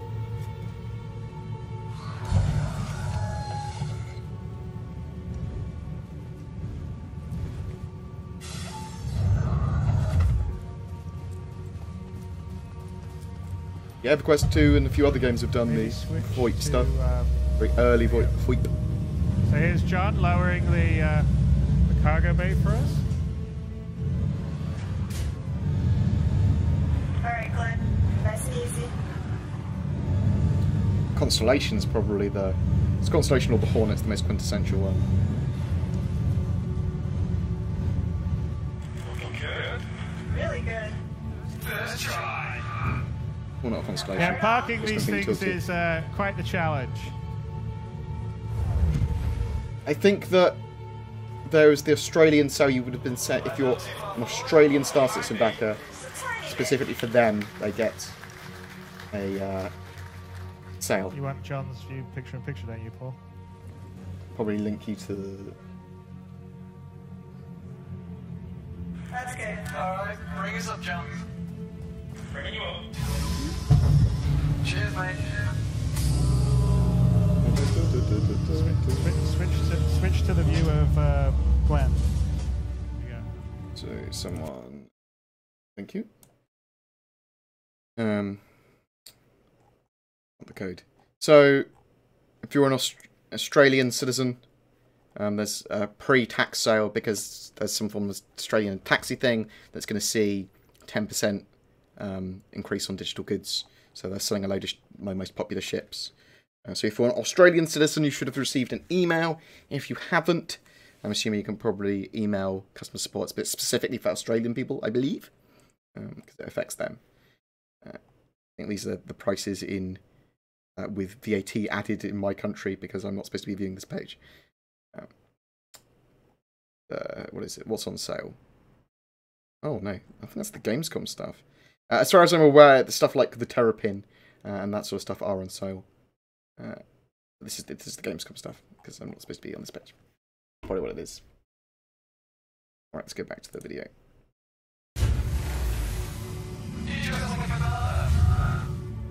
Yeah, you got a code via email for an Australian hacker. Makes sense.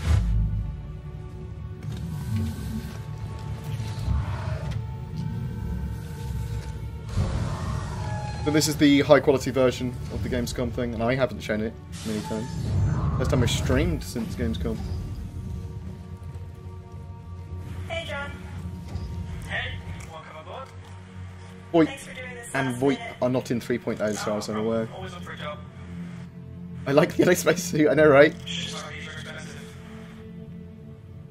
I'm pretty good at parts.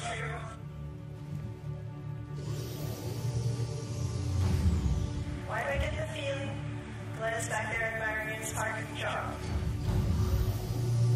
Probably. It wasn't 100%. Hi. I mean, graphically, Star Citizen is beautiful, especially the amount of detail and what's going on with it. The roleplay is pretty bad, but it's okay. Roleplay in general is normally a little bit cringe if you're watching it from the outside anyway. It's just extra cringe here when we know that it's entirely faked. Or people that aren't role players. Does this work on all board cringe? So it's just going to work on... It's going to work on Twitch. I don't fucking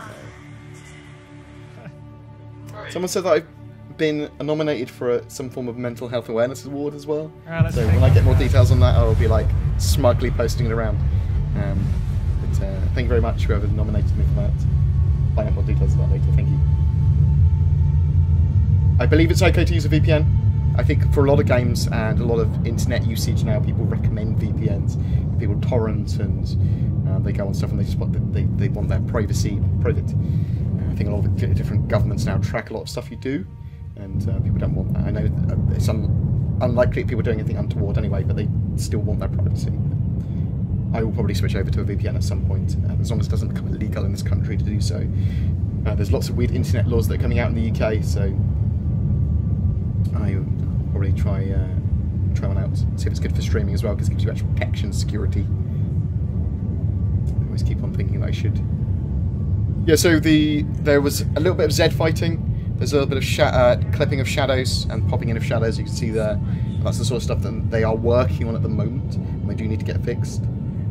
The super long distance stuff is great, and the really close range distance stuff is great. It's the levels of detail popping in and out. Delamar's got a lot prettier since we showed it last year. Space looks so much better, doesn't it, in general? There's volumetric fog, there's stuff that makes stuff like little tiny nebulas and points of interest and things in the background. Stuff to make space feel a bit more live, but also tangible almost. I can't know. Get a bit more of a view of like the craters and stuff on the other side. Do the stuff popping in and out. Popping out specifically. Go down, I guess the pits pull out. Yeah. The tower's popping out. Good day, bud. The Aquila? Or Aquila. So Delamar's probably one of the smallest of the planetoids we have. It's probably about, I think it's about, I don't care how people want to pronounce it anymore. It's in 3.0, yes. So it's a lot smaller with the Ezra than the rover moons. as well. So when we get to the moons, you'll sort of see the difference, but it's essentially a quite large asteroid. And just going to get far enough away from, and as you can see, the space landscaping's much better than it was in 2.6. If you want to look down, we see the big crater. Can you?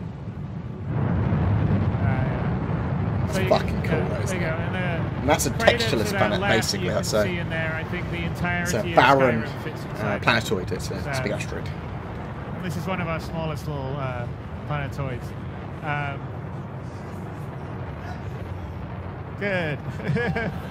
Wow. I've got my plane near me. My parents are with him at the moment. It's 2 minutes away. It's good. It's good. He's totally fine. He was just shaken.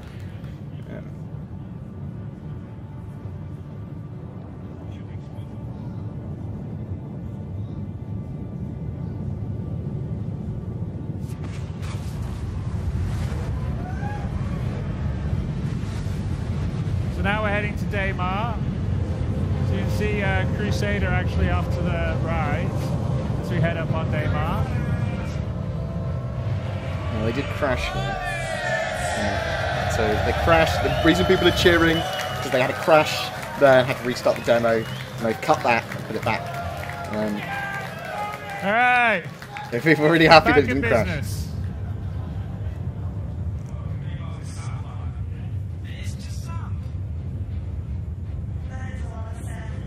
As you can see, by the way, Daymar is much larger than Delamar. I think it's maybe 1,000 or so kilometers in diameter. Good job, John. How are you, man? So, at Daymar, If this mission goes well, he's currently my favourite moon. It's very Mars-like. I think very much, Windlord. It means a lot. I am getting better at my craft of cutting videos and talking. And streaming, I think, as well. Like, I'm paying attention to chat. Who knew? It's good, Crucian. Thanks for asking. I say it's good. My brother was in a very minor car accident. He was just a bit shaken. He is fine. Okay. My phone nearby. I've seen him already. He's good. My parents are with him at the moment. He is totally fine with him. My cat's ill as well. I've had a shit time recently. Fuck. It's all good. It's all good. Life. It be cray. John, what's your speed going down? A lot of people thought that Idris, that's going to appear in a minute, spoilers, was a Reclaimer. So as I saw it, I thought, is that the Reclaimer? No. I think that is the Idris with its landing it down. I'm almost a pro. Yeah, I am actually a professional streamer and YouTuber. Okay. I draw almost main don't have brakes it down until after they've jumped.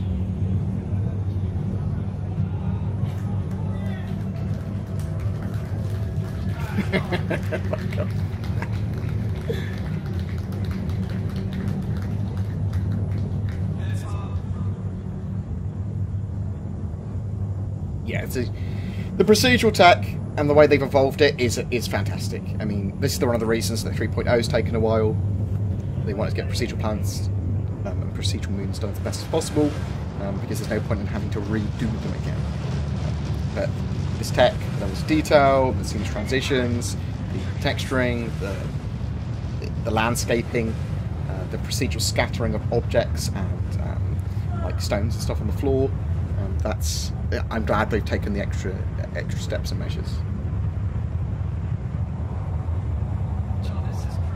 Got a jukebox they can play in-game media from outside the game, so you can link it to playlists.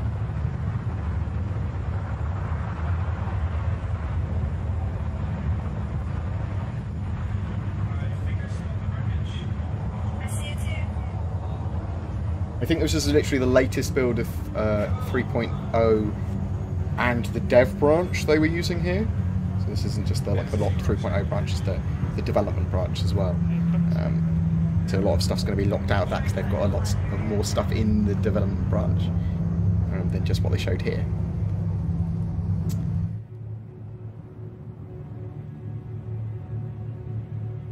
And I think they're updating that. You see stuff popping in and out, which they need to fix. I suspect that is one of the major blockers. Easy now.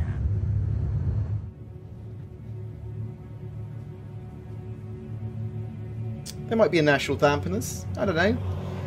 G-forces be crazy. And the game doesn't need to be 100% accurate, and is not by any means. It needs to be fun as well. It just needs to have a good amount of realism, or at least allow you to suspend your disbelief. I don't want something as complicated as Hellion, or accurate as Hellion. I don't need it. I don't want it to be totally bullshit arcade. I do want it to be a nice balance between the two. Fun is more important than anything else to me.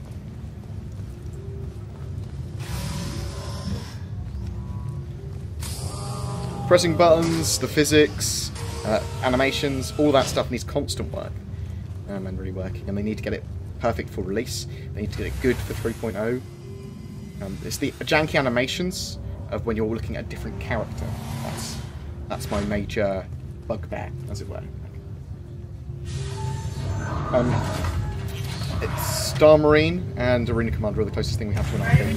There will be mods available in the future, and they're going to make Star Citizen fully moddable, so people are about to do loads of crazy shit.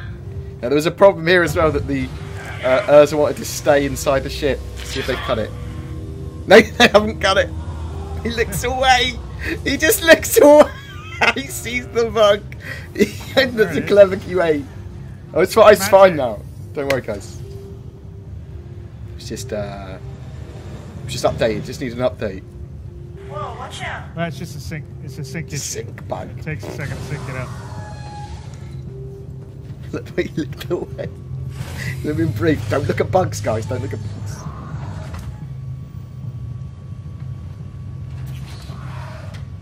Yeah, they'll keep on improving their physics grids and the object container streaming and all that stuff. Like, object container streaming, the setup for it is in 3.0, but none of the implementation that actually helps with all of this stuff and the performance and the network code and the culling. So after 3.0, in some of the 3.0 minor updates and in 3.1 and 3.2. Hopefully, some of it, some performance gains before the end of 2017. We should see from Logic Container Streaming, and they should be big. And they should allow capital ships to work without 0 frames a second. Yeah, he said it was a sync issue, but we don't actually know what it was. Probably was a sync issue, to be honest. Or it probably got trapped inside and he had to jiggle it. Anyways. It's all good. We know there's bugs. There's going to be bugs to Star Citizen. It's an alpha. Really fucking buggy. This is a buggy. Lol. Talk about that. I would have preferred a much more rough experience. Like I'd happy them to give us the dev builds, and we just fuck around. That's kind of what I wanted.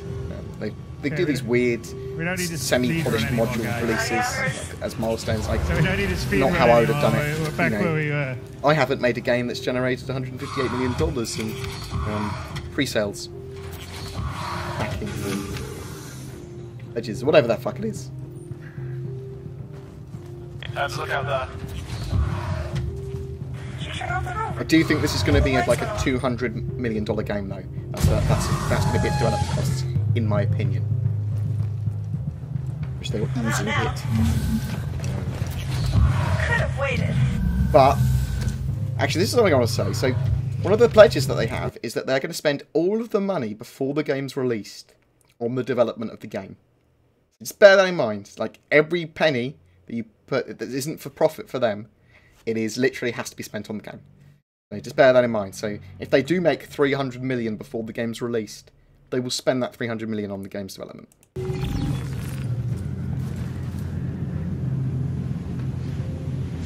I want the 1990 jump as well. Like, I love the look of the 600i. I love it. But I've got an 890 jump, so I'm not going to be able to buy a 600i. No, I'll probably just try and get one in game because I do want to do content. I want to do content on all the ships.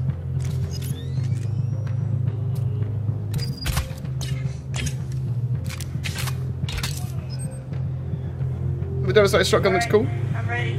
Gas stack arms. I'll scout ahead. Nice gun. Yeah, I need to get it repaired. But it still works. Okay, well you take point. You got the weapons.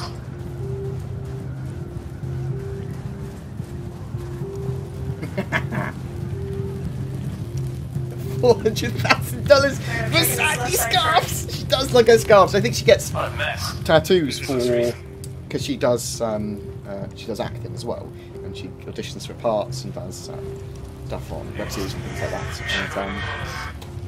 And she gets tattoos quite often, like little henna ones for roles or whatever. I think she uses the scarves to cover them up. She's quite trendy as Sandy. She looks good when she's wearing different things. There was the black and white number she was wearing the other day, which if I ever cosplay as Sandy, I will wear that black and white number.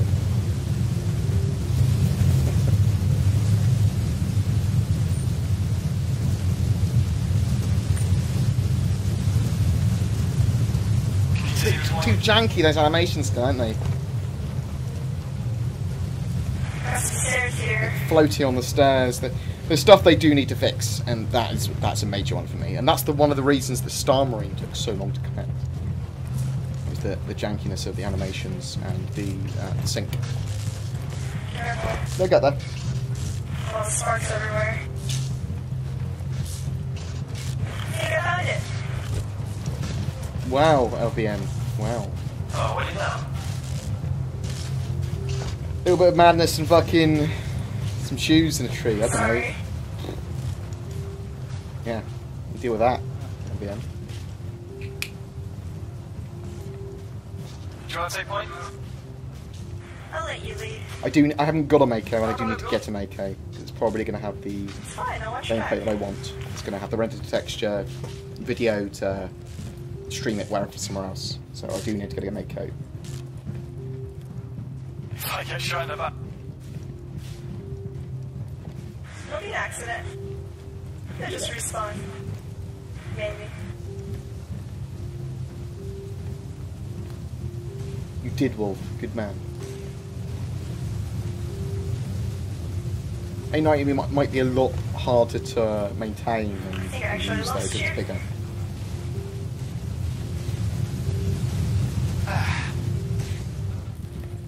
I found it.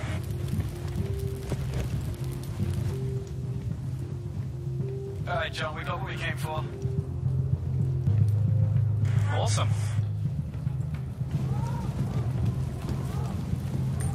Actually quiet out here. Alright. You go first. I mean, obviously, Star Citizen, the co-op aspect is a good percentage of why I like the game. It's the project itself, the community, and just the general co-op nature and beautiful graphics of it. All of that together. Like, I love Eve, but Eve doesn't have enough hands-on. I want to aim, I want to do stuff not just from the spreadsheet. But I do want that spreadsheet aspect, and Star Citizen looks like it straddles the line between a lot of times. Yeah, economy, industry, and manufacture.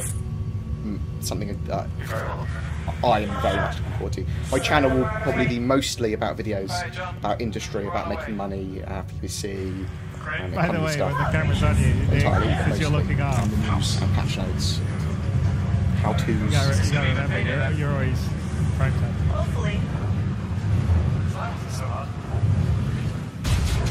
I don't think we can share missions traditionally in 3.0. We will go too soon after that. There's a possibility we might get beacons and service beacons which would allow us to sort of share money. If we can't share our PVC in 3.0, then you'll say, oh, it's your crew, you take any cargo things. Yeah? Kind of box, grab that, that's yours. That's the way I'd share money. Might be straight out of there. You're pointing up.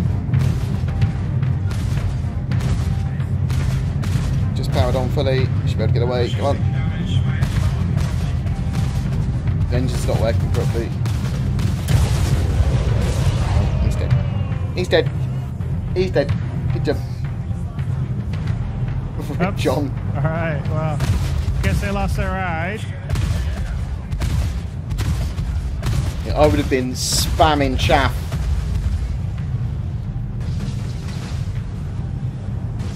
Glenn, you gonna call for help?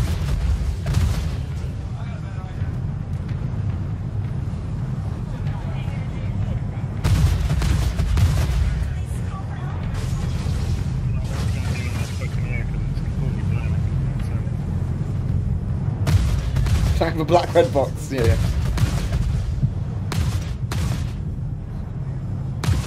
No, I don't think they saw it. You could see the shields were damaged on the Connie. You see it was getting shot from where it was. They just took a while for it to destroy it. So I think this kill is accredited to both the railgun and the rock. And probably someone pressing a death key. Oh. Come on.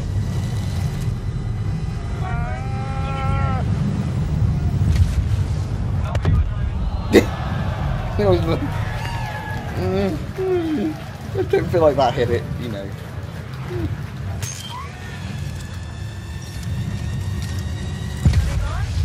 Have we called for help? That's a no. So funny if they'd hit the back of the Urza and they just killed them all. That was a miss, wasn't it? It was more likely to be the rock or then pressing a key.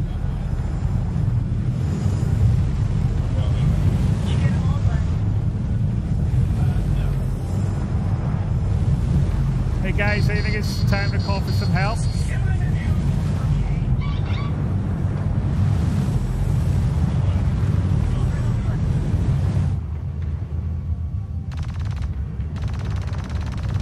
was that noise? Glenn? Hello there! We're in a slight case of bad luck. We need help. That's I see you, man. I sent interceptors to your position. Merci, Captain. Vectors engaged.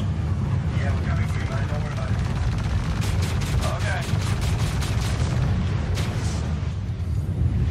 Okay. The roleplay. Cool help noob. See, now that turn, like that. I do not want floaty ships like that in atmosphere. If he's gone upside down or a weird angle, I want him to go in atmosphere. I just want him to just hit the floor and explode. Like if he does a really odd turn like that. Do you know what I mean? The flight model in space is definitely getting there. Getting there. I don't want floaty bits. That needs to fall to the ground pretty quick. That they need to sort out the in-atmosphere combat.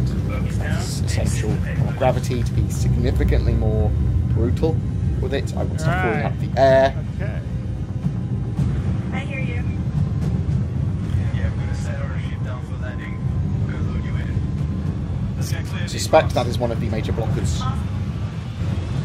Yeah, well, Just look at this guy. We're parking this. You guys are lucky. So, a lot of people thought that was the reclaimer in the top of the screen. There's actually an Icarus. When you get close, you see that. It's because its landing is down there. Odd angle it's at.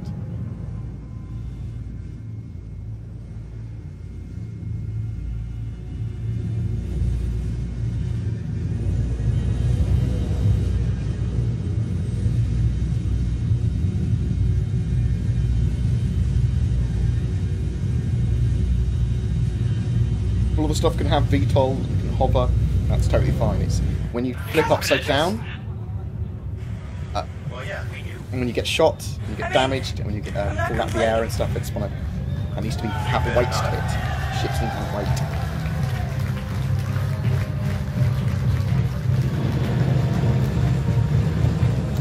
Okay, there might have been low gravity here, but that was too low. Like, do you know what I mean?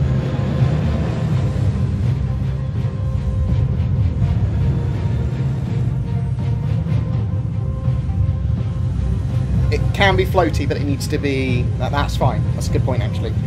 I was thinking it should be a lot more brutal, but it should definitely be pulled out of the sky, at least. Do you know what I mean? No, these are gladiators from the Idris, by the way. So, in order to shoot you...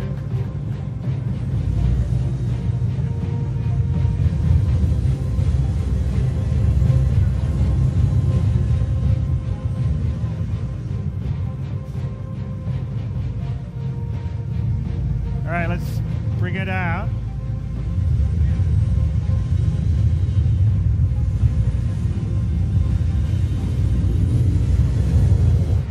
The gravity is supposed to be a lot lower here, so that's a good point. I still want to... He's still falling out of the air a bit better. Do you know what I mean? I want to wet that weight to it. No, so I think there was an issue with the entity of the ramp, so that they passed through it. It could be because it wasn't touching the ground properly, but I think if they'd turned the power off, that would have been fixed. They had that problem on the show floor and last year, where the ramps on certain physics grids wouldn't work properly and you pass through them. But as soon as you turn the engines off, power off, the ship with the ramp, it worked. So we'll have a look at it here. I'm not sure if it's going to be cut or not. Yeah, it's an issue with physics grids. Hey, Melissa. Well, we need to get it sorted in this game. I get up something. It's kind of funny here. Come on then. Just close the door. Oh my god, I didn't see the compression of the landing gear before. But that was pretty impressive. Okay, still kind of bouncing. It's cool that they have a fully functioning capital ship that worked in a obviously quite enclosed multiplayer environment. And the frame rates of them fighting later does get quite low, but that's because it's not optimised at all. That's the thing we can do. We are certainly getting there for Star Citizen. It's getting there. It's proven that it can do what it says, probably.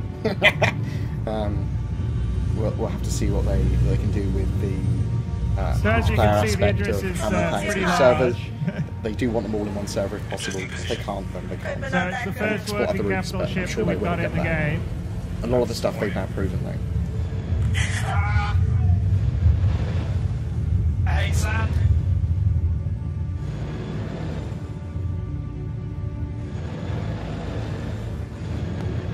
Go with Glenn's view as Yeah, the interior of the Idris needs to be finished, and then they keep on polishing and doing stuff. I think a lot of the interior stuff is talking about AI subsumption moving around. They talk about that. Yes. See, this pass through the ramp.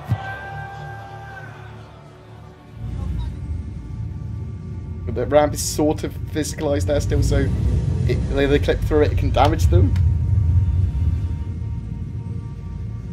Instead of just looking away. I love the QA testers like, oh shit, I'm not going to look at that bug. But they really want to because they're QA and they love looking at bugs.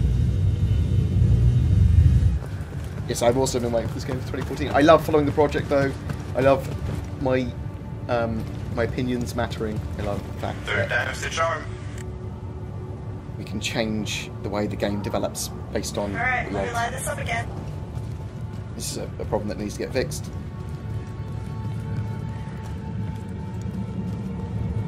Bring that shoulder around to drag on his back like that, Jesus. Almost. So much sound. Here we go. No.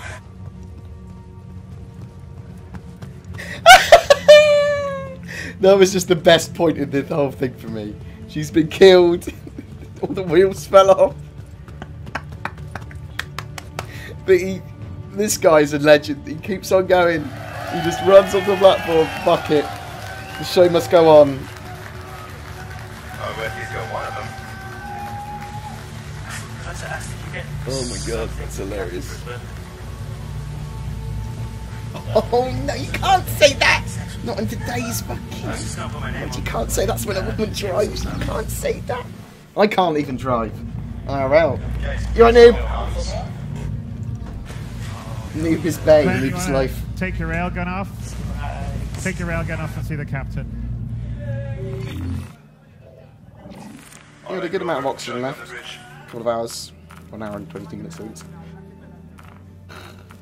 Yeah, this is one of the smaller capital ships as well, isn't it? Which is relatively small as a capital ship. It is a frigate. And the Blast is now the Corvette. It was going to be a Corvette, but 142 UK got their hands on it and made it huge. Hello? We'll still get out of atmosphere. Guess I'll find my own way. Alright, Glenn. Join me in the bridge. Or clear for takeoff. We're going to be waiting a couple of years before we have like a beta for Star Citizen.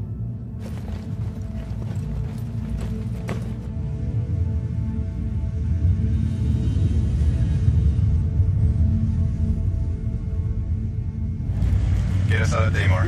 Does that land gear fully retract? Is it because they're close to a planet it's coming out? Proximity alert. Head.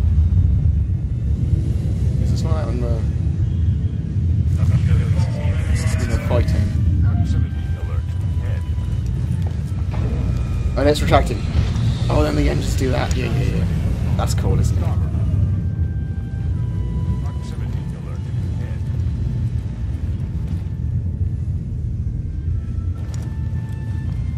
They're going to have tractor beams. We'll probably see them first on the Caterpillar. Yeah, they're still clipping from the sandstorm. They need to get the culling sorted for that. That's one of the things that object containers and streaming should allow better for. Object culling and stuff like that. It's going to be happening at the same time. It's probably the better thing to say. It's a graphics culling thing. But yeah, the light as well, the light needs to be culled correctly, or you have to go through objects. Some of the shadows are still perfectly. Welcome aboard the Rochefort.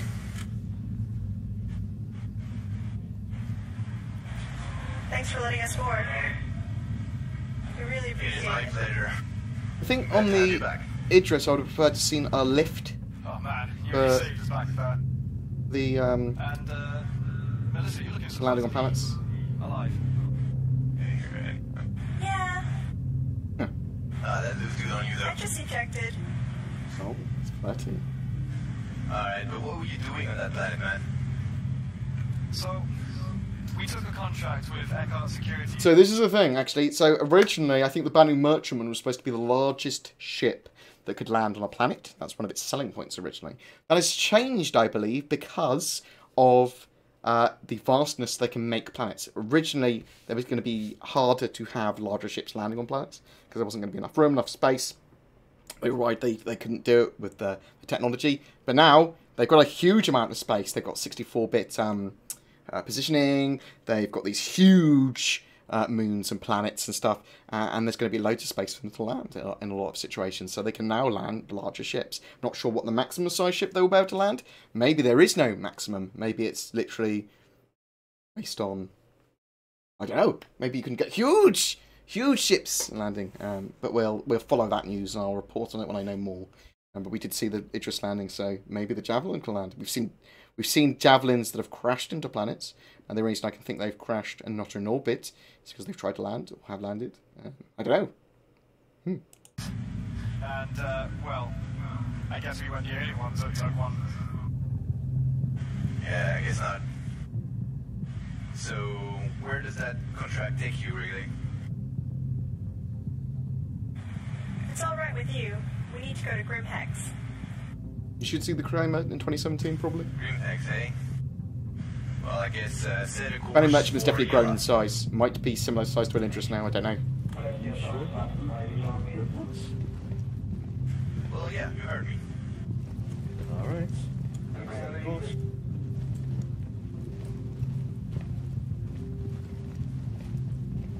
The Space Engineers does some cool stuff as well. So does Dual Universe, so do a load of them.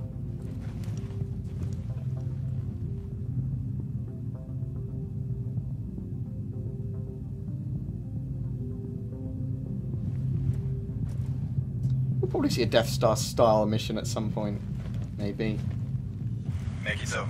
And some of the screens in the Starfarer, there's Death Star planets as well, like a real Easter egg.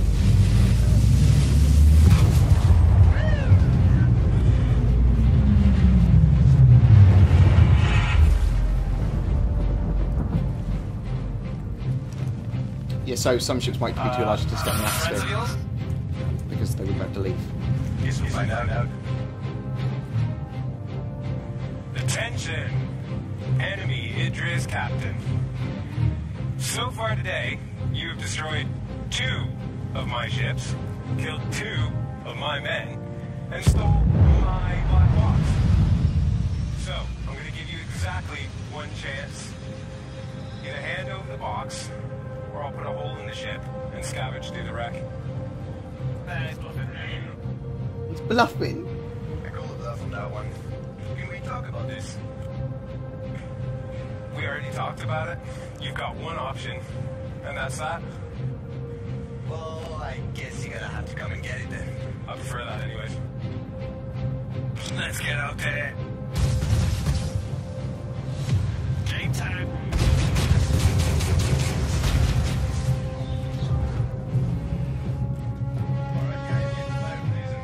The railgun's cool, so I believe that this beautiful railgun thing here, the Idrises in this fight don't have their shields on, okay, because the time to kill on an Idris with its shields up at the moment is huge. It's like, they couldn't finish within the 45 minutes time. It took ages. And at the moment, due to the huge power restrictions of that railgun, you either have to choose to have your shields on or the fire of the railgun. And if they chose to have the shields on, that would be a much better option because it could deflect the railgun blasts. But so they went, no shields, turn the shields off, let's shoot railguns at each other and make the fight much shorter. But the second fight they have in a minute as well, they show critical hits off because the second fight is significantly shorter because they get a critical hit on the Pirate Idris. Each of these Idris being piloted, I believe, by 6 people. Squadron 42 will be 18 or 19 NPCs. Stay tuned. Let's get up close.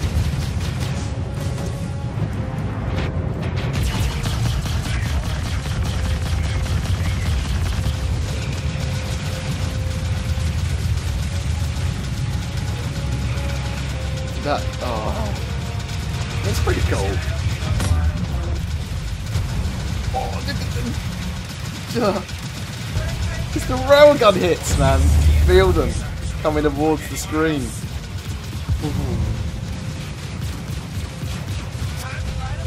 Mega missiles.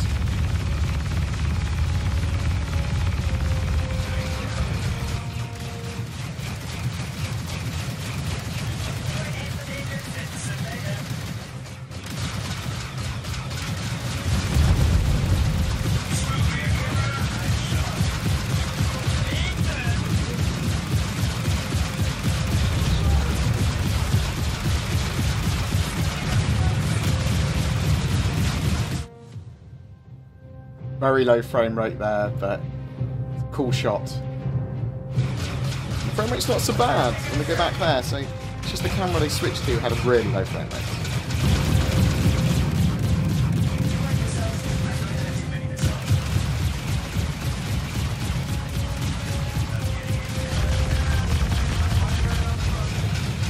I mean, I think some of them are missing on purpose from the pirate Idris. And this explosion's pretty cool. So the intention with the capital ships is not to have them obviously killed that quickly. There's going to be a lot of capital ship gameplay where you're running around rerouting power and repairing stuff internally. Capital ships are going to take a lot of punishment, and people are going to want to try and board them to disable bits of them or use bombers and that sort of stuff. So this was a very quick example of a battle with no shields on. Right, are they going to show the second battle here? It looks like they are. Alright guys, interceptor status report. Riptide, all three. There's lots of amazing achievements, but lots of impressive tech by showcasing. So it's a tech showcase. When it all comes together, 3.0 is going to be great for tangible gameplay. But as I said, a couple of years before Star Citizen is a much more playable thing. You start to see all those mechanics starting to genuinely come together, all those shits coming together, all these bugs being hammered out properly. Nice fly, Mark. You too, Master. What? I wasn't flying.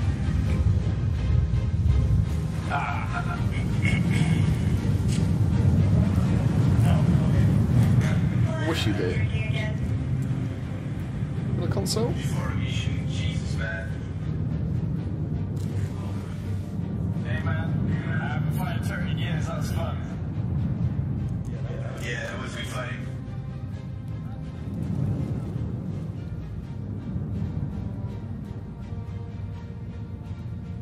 Awkward. So I guess we made some new friends. And enemies. Mostly Gotta come after that books for sure. Guys, people back to it.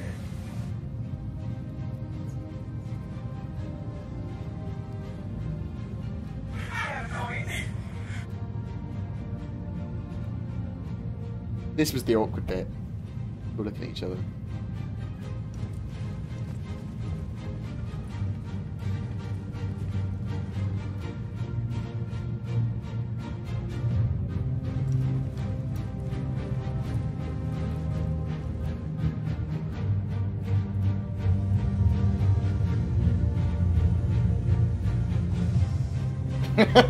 Like, Where are you off to? so let's grab my cut. Let's go this. Right, it's a high degree of difficulty. Tricksy little hobbitses. God damn it. I never find what I want to find when I want to find it. It's probably not entirely true. It's a slight exaggeration. Okay. Let's have a look at my gameplay cuts. Because that was the first Idris battle. I want to look at the second Idris battle. And it's how you press buttons, open doors, pick up.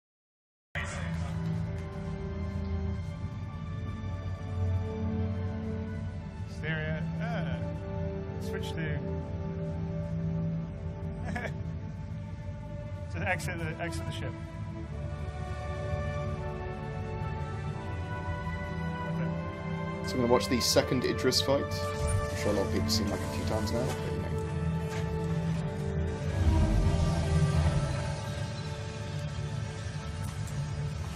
So yeah, it's the weird scaling, isn't it? Like, see the Idris from the outside, it looks a lot smaller than it does from the inside. The inside's huge.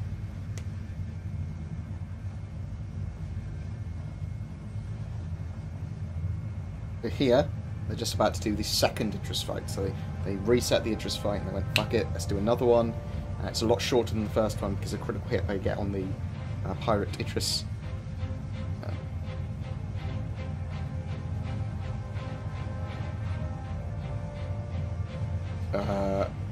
It's 3 or 4 Gladius, all super, up to Super Hornet size ships, up to Saber size ships.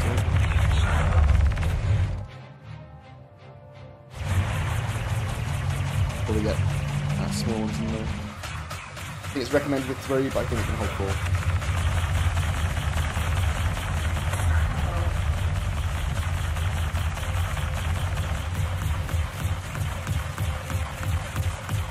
I think it has room for an additional Argo as well. I can't remember anymore.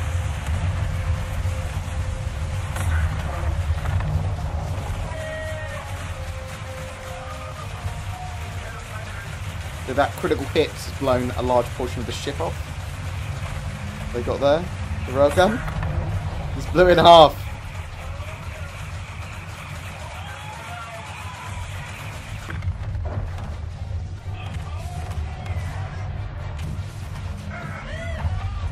They rammed it to finish it. Be cool.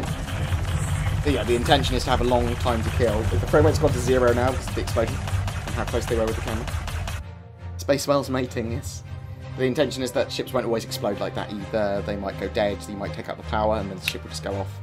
There's a 1.5 minute charge time to get the shields up as well.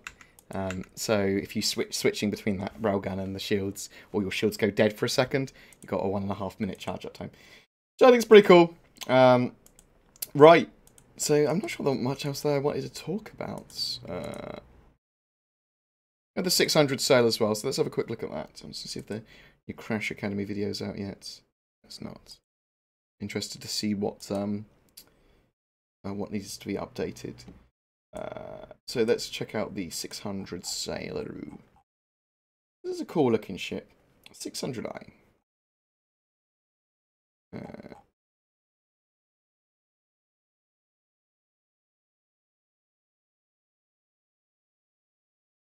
Come on. Load up, Aru.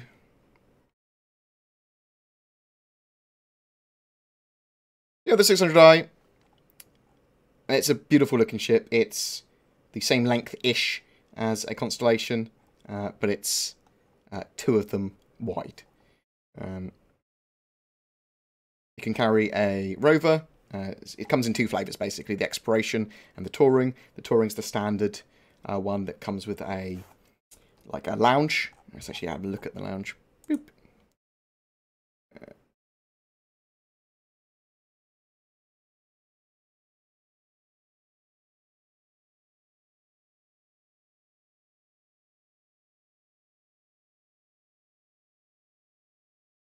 It comes with a lounge, the touring version, with a games room apparently at the bottom, with a sexy tiger hologram. I love looking at my sexy tiger hologram, and a bar and stuff. So this one you can use as with your mates, just to have a nice living area.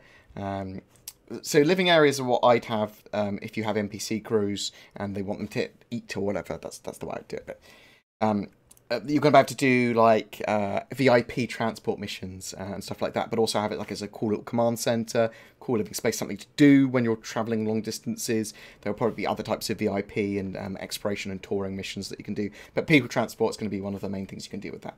You're also going to have the exploration variant, which comes with better scanners and sensor suites and stations to do mapping and things like that. But also it comes with a Origin rover and space for it. So if I was going to buy an Origin 600, probably buy the exploration version, but I do have a Carrack, and I prefer my Carrack for exploration anyway. And I've got an 1890 jump for luxury touring anyway. So The ship itself is very cool looking. It's probably my favourite looking ship, I think.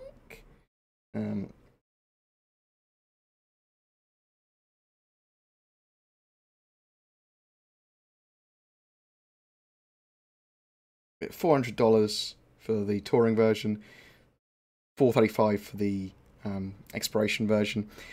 It's going to be modular, so that is literally just a module that changes it from the exploration to the touring. It's that lounge slash extra sensor suite area and rover. And it's, yeah, cool looking ship. But there was nothing really more than that other than it's cool and luxury and expensive. And there are a lot of other ones that give a lot more function, a lot more cool gameplay, like the Bounty Merchantman, like the Carrack, like the Orion, like the Reclaimer. And this is cool if you want it as a status symbol, but this is certainly one I'm going to be getting in-game. Yeah, I think a lot of people are going to be earning it in-game. Tricksy little hobbitses. Thank you very much. Love you. Thank you, Blarks. Blarks. Rear turret there, and I think we've got a turret on the nose as well, though it's not shown on this model. But it's got a load of forward-facing size 5s, which are pretty cool. So it's gonna have a load of firepower. It's gonna have a load of missiles, and its front arc is going to be very, very powerful. If it comes up to a ship in its front arc, it's going to rip it apart. It's got a little bit of cover from more agile ships. With those 2 turrets. But the idea of this ship is it's going to be reasonably agile, it's going to be reasonably fast, especially for its size. It's going to punch above its weight class when it comes to agility and speed. It's cool. I like it. Get it in game. $400, fuck that, man.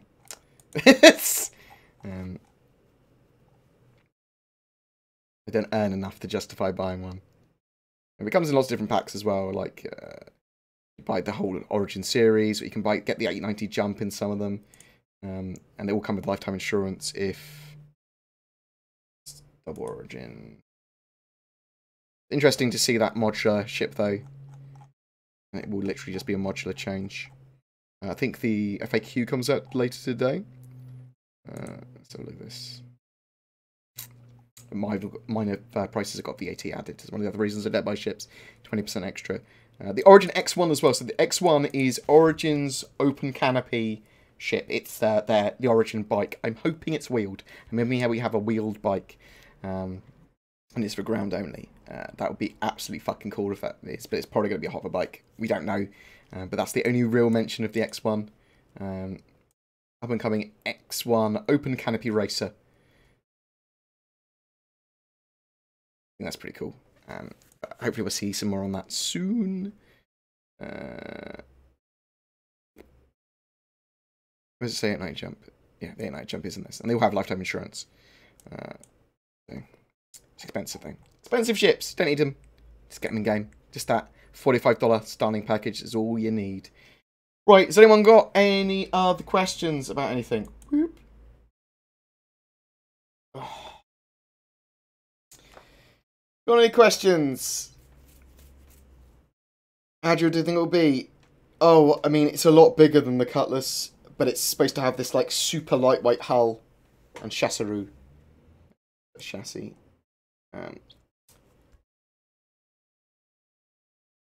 So, I don't know, really.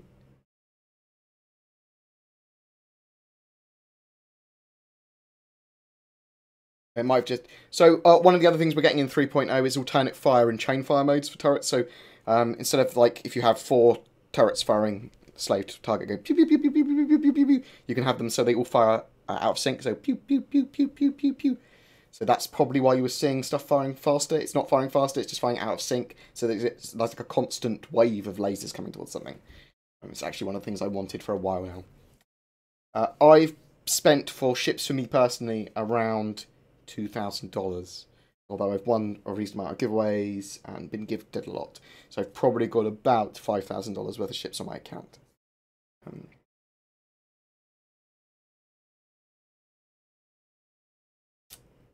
Yeah, some people were saying that the 600i might grow. It might. I don't know. It's currently in concept. It's 62 or 61.5 meters long.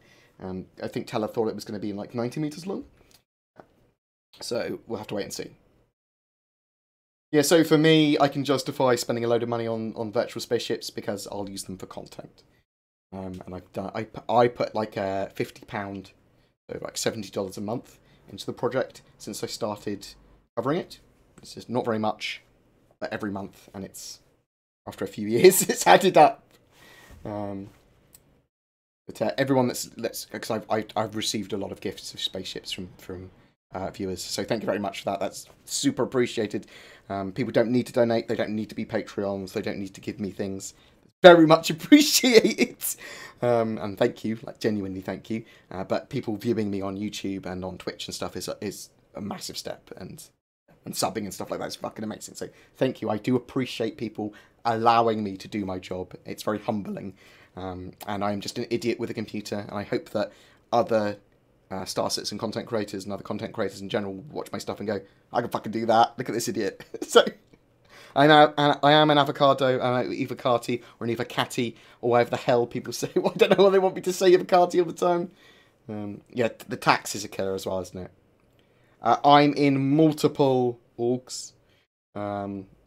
So for Nomad Black is the one that I kind of run, which is going to be done light roleplay with a load of my mates that are role players and that are local to me, some of which got me into Star Citizen in the first place. That's going to be used for content, but I'm also part of the corporation. I think I'm part of Test as well. I think part of... I'm in loads and loads and loads. All of the big orgs I'm part of because I want, you know, foster a collective Star Citizen experience. I don't like elitism. I don't like boundaries. There's going to be pirates that are away from what I really want to play as. Like, I am very much a lawful neutral kind of player. There will be a redacted org most likely, but it will be for socializing rather than any form of affiliation in game. And we'll probably use it to organise gameplay. Like, it'll be like, oh, we're planning to do this with pirates and players and that sort of stuff if you want to get involved.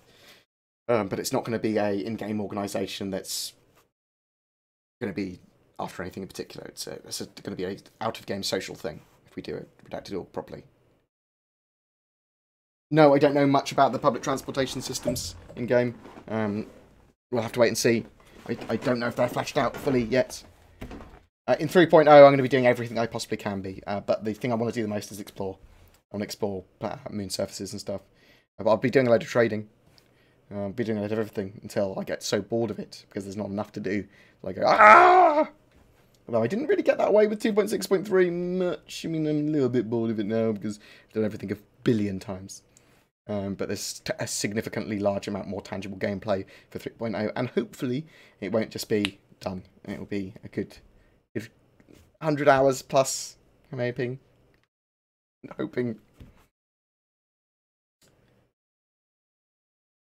Do you think Star Citizen will gain a similar sort of real-life money economy as, say, EVE? I don't know. I think we'll see CIG explore stuff that is necessary for them to continue making money with the game, but I don't think that will piss the community off too much. They'll balance that. They're starting to realise that their community get angry at things. We'll have to wait and see. I would be okay with them trying to do a similar system to EVE when it comes to real-life economy stuff. I don't want that stuff to go too far. I don't want them to be a brutal way of monetizing it, but I don't mind them regulating gold sellers and that sort of stuff using that. And I do think that nothing should be pay to win.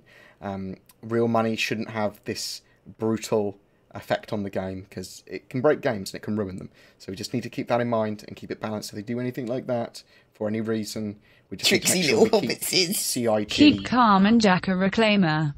Yes, indeed. Keep calm and Jack a reclaim. But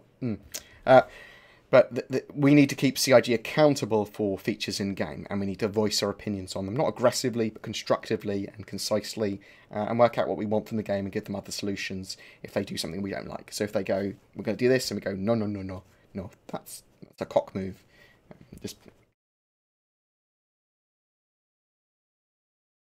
They are going to be selling, I believe, when the game is released, ship packages, and Alpha and UEC, although they're regulating that. So they know that people will try and sell UEC as gold farmers, so you'll always be able to get that. And so they're going to partly regulate that by selling it themselves, and they think that will be a way to support the game that doesn't require any other form of monetization, I believe. I believe that's still the plan. I talked to Aaron Roberts about it a while ago in my interview with him, because I'm interested to see, because there'll probably be other ways they monetize the game. Probably they might sell aesthetic stuff, they might sell stuff for Star Marine, and I'm good as long as it's not pay to win. If anything's pay to win, then go fuck yourself. It's basically the way I feel it. I have to see. Well, we'll keep them accountable. We'll talk about it.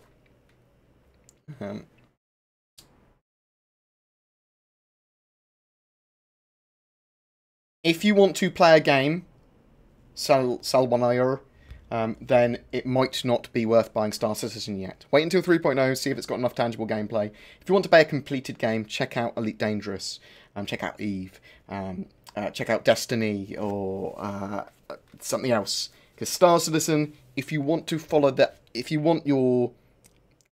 like the way they do the alpha stuff, if you like the fact that it is a alpha test and a bug fixing project, and you are part of the development of a game for another couple of years, then Star Citizen might be for you. In fact, I'd say it probably is for you. But if you are after a game to play, Star Citizen is not for you. Not in the short term.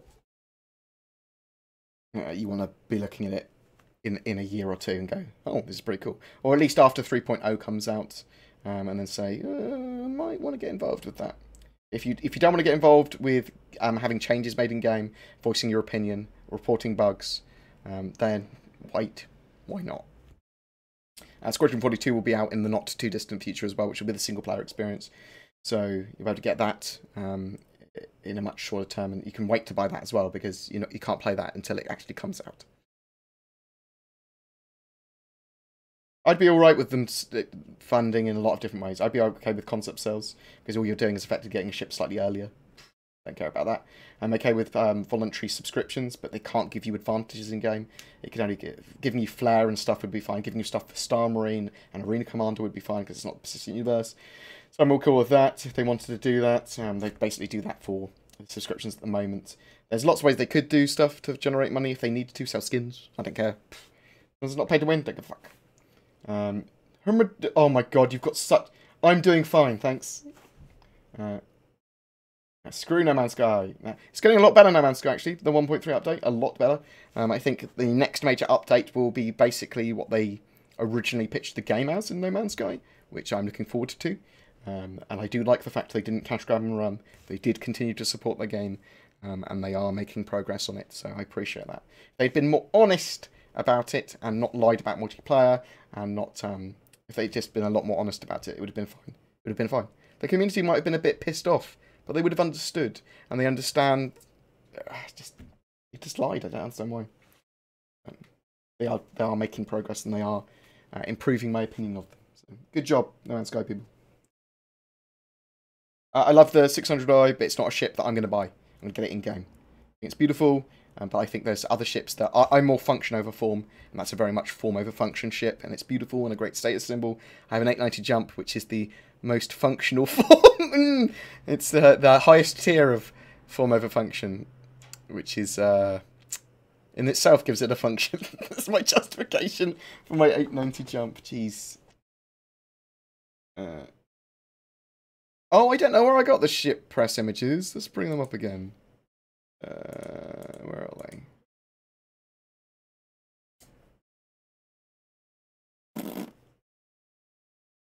Don't know where they've gone.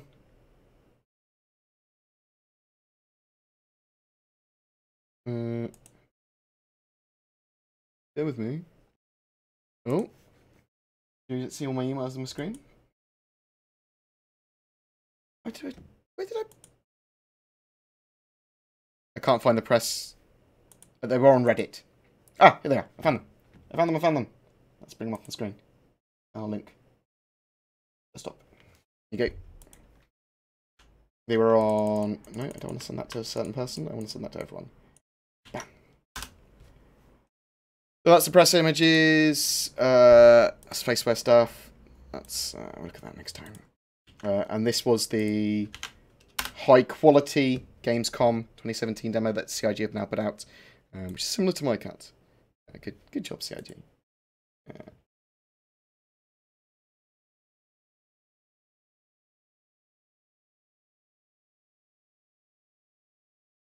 I do have an Azarova. Someone actually bought me an Azarova and sent it to me, so thank you. And I bought a load of Noxes as well, but I realised I didn't give myself one. They're all for giveaways, so I'm going to give myself one of my own Noxes that I've got for a giveaway as well. So stuff for 3.0, I think I have. Anything I don't think I have is in a Constellation Aquila. I'll get somehow. I work out a way of getting it. I'll just borrow someone else's. The Reclaimer is my favourite ship. Reclaimer is my favourite ship by far. There's going to be a load of gameplay there. It's going to be treasure hunting. It's Nostromo-like. It's got to have drones. It's going to be nomming up ships. You're basically a salvagey treasure hunter. It's a massive ship. Gatlings hopefully should be fixed at 3.0. I know what you mean though. I think that near release, Star Citizen might go up to like a $60 game maybe. I don't know. I don't know their pricing scheme, but I do suspect that end of next year will probably be like sort of like the last time you get Star Citizen as cheaply as you can at the moment. But they normally give us warning if they're going to up prices, so bear that in mind. The Aquila is in 3.8 or Aquila. Nom. Yeah, yeah. I saw the in my last two studios. My first and last two studio tours. So earlier this year, I've had 2 studio tours of Foundry 42, and I've seen the Reclaimer twice there, and it's amazing. It made me buy one. It's like, this ship is amazing. Oh my god! They've only shown some of it in ATV so far, and it's amazing. What do you call a biker for Nox and Dragonflies in the verse? It's a joke. I don't know what's going on. I think the updated Cutlass is great. I think it looks great. It's much more focused rather than trying to be a jack of all trades. Cargo fight. It's a nice in between ship that works well with a with the Caterpillar and the Buccaneers. So the Buccaneers are the fighters. The Caterpillar is the main command ship, and then you've got the Cutlass, who are the boarding ships and the grab the cargo ships and the looting ships, but also I've got that very strong front fire arc, and they can fight, but they're not dogfighters. So I like that. That's good. I want to see what the red and blue do as well.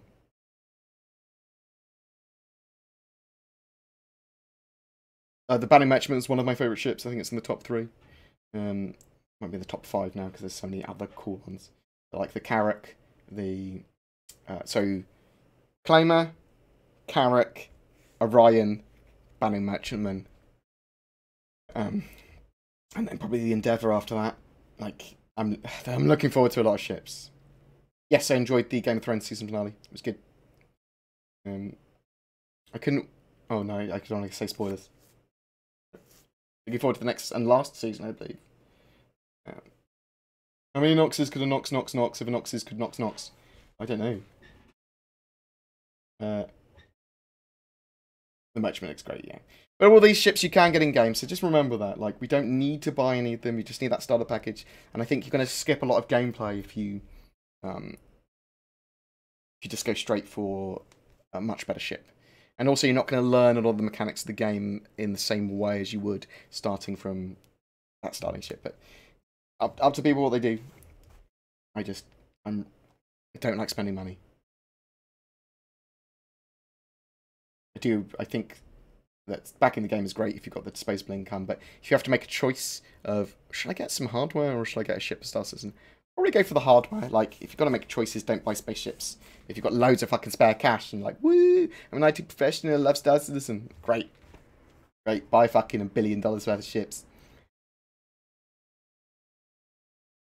And I'm pretty good at not saying stuff that I've seen. That Game Changer is a mechanically game-changing ship. I will talk about it as soon as CIG announce it or say something about it. I will talk and say, that is the game changer, or what I thought was the game changer. They didn't say to me, this is the game changer. I saw something and went, that's clearly the game changer. Yeah, so I believe it will go on concept sale at some point.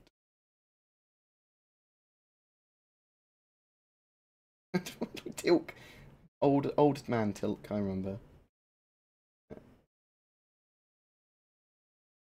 How optimistic are you that Squadron is coming out this week? I'm not that optimistic.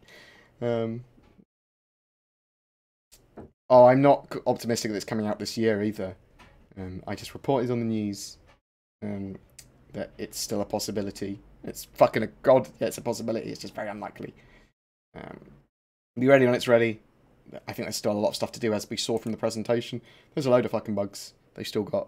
I mean, they're doing great things. They've got a load of great features, and they are getting there. They're certainly getting there. There's loads of bugs. They need to polish the shit out of them as well.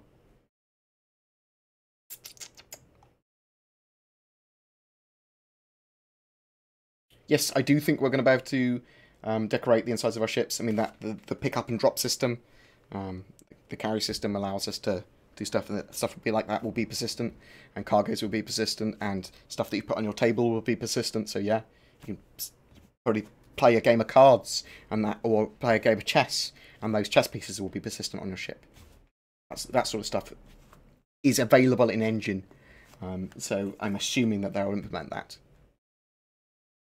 I'm planning to go to CitizenCon, though I care for my brother.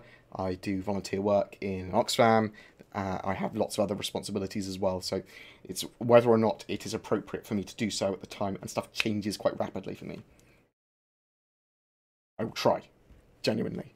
I was planning to go to GamesCom, and I may or may not have. I cannot confirm or deny whether I was asked to be a streamer there. Yes, the video I referred to from Crash Academy got pulled. They are there was misinformation there, or misinterpretation, so they're uploading with a new one. So I will find out what that was and update it. But it's probably to do with Squadron 42 at CitizenCon, or Squadron 42 still being available this year or something. Although the website does say 2017. I just expect them to be really bad with dates now. But, you know, I do have a ticket for CitizenCon, yes, good stuff.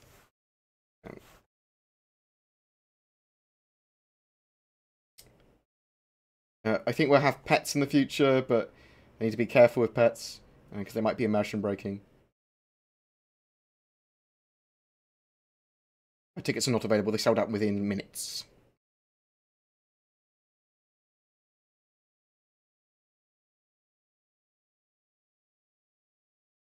Right. Any more questions? Oh, I don't know. The group content's supposed to be better for 3.0, but I don't know. I think, I'm not sure if the cache sharing is working in 3.0 either. I think that is a 3.1 or a minor update thing that will come up later. I think that just probably just the mission taker will get the money, but you'll be able to share like cargo crates and stuff out between your crewmen, so they can get paid. You might be able to buy stuff and then drop it, maybe. Although I think player looting and persistent items on the floor are probably coming later as well. I think that's on the... Bear with me 1 second. Sketch. A quick look. I'm just bringing something up on my screen. Download. Is desktop. So this was updated last week, and this is like the rough plan of things they're building and working on until the end of the year. And it was updated on the 25th, so 6 days ago. Pretty cool. So we can see that some of the ships will be finished. It doesn't mean they're necessarily going to be in a particular build or anything, but it means they're finished. And with Delta Patcher, once they've polished them somewhat, they'll probably make their way into the game pretty quickly. So we can see like the Battle Merchantman is planned to be finished on the 1st of the 5th month. Is that June? Next year. and we can see like stuff like the Harbinger is supposed to be done. Oh my god, I can't work out whether these are English or American dates, so it keeps on confusing me. On the 8th month, so 4th, it's already been done, apparently. 4th of August. Oh, I can work this out. I'm really bad at this sort of stuff. I'm dyslexic. What was I trying to show? I was trying to show something. I can't remember what it was, but let's have a look. Service beacons. One of the things that are going to allow possible sharing of currency. You might be able to set up contracts. And it's a possibility that we will have nav or service beacons in 3.0 or soon after it in a minor update. Object container streaming is coming. We've got it in 3.0, but we don't have the proper functionality of it. Other beacons, nav beacons. Where are nav beacons here? Service beacons version 2 coming later in the year. So apparently, Service Beacons version 1 have been completed. It's when we get it in game. Depends if how 3.0 was content locked and stuff like that in what builds. Stuff that might be kind of finished, still might not make it into 3.0's first release. Obviously, they'd keep on delaying it if there was even more than it is already. When is CitizenCon? I talked about it the other day. Is it the 27th of October? Is that right? CitizenCon will be held this year on Friday, the 27th of October at the Capitol Theatre in Frankfurt. And the presentation will be live streamed at twitch.tv/StarCitizen. The actual streaming time is yet to be confirmed. I expect it to be between 6 and 9 PM UTC. But we will find out more about that in the future. But it's on the 27th of October. But this is a cool thing. Let me share this. This will get updated tomorrow anyway, this timeline. But I use this a lot to plan content for my videos and to use it as a rough gauge of when they'll be finished with stuff. Yeah. I love the amount of information they give us. I wish they had the studio reports still going on. I understand why they're not having them while they're waiting for 3.0 and why they've got CitizenCon and GamesCom and more going on. So, yeah, hopefully we'll get ATV again soon. I don't think VoIP's going to be in 3.0, but soon after. 3.1 sort of thing. I don't think we're going to see animals or anything like that. I think that's a future that's probably going to come in like 3.2 or something, a little bit further off. And we might see some stuff at CitizenCon about animals on planets or NPCs on planets or more stuff like that. Shut up, Moobot, you monster. Subsumption's probably the major blocker for Squadron 42 and for one of the major issues for Star Citizen in general at the moment. And that and janky animations. They are definitely getting there. They are definitely getting there. Right. Any more questions? I'll take a few more, and then I'm going to go host someone else.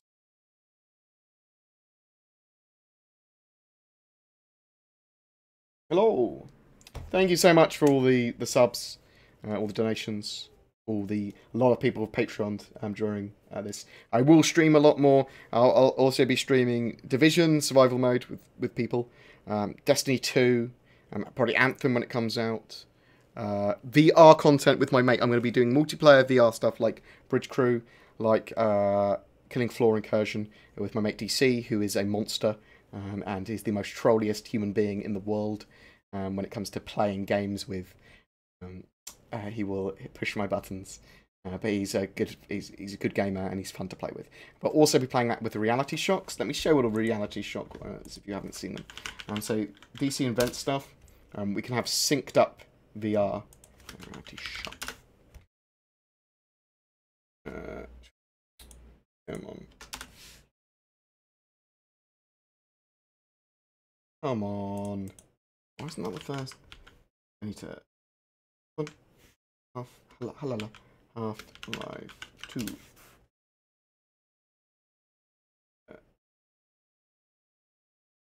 Two years ago.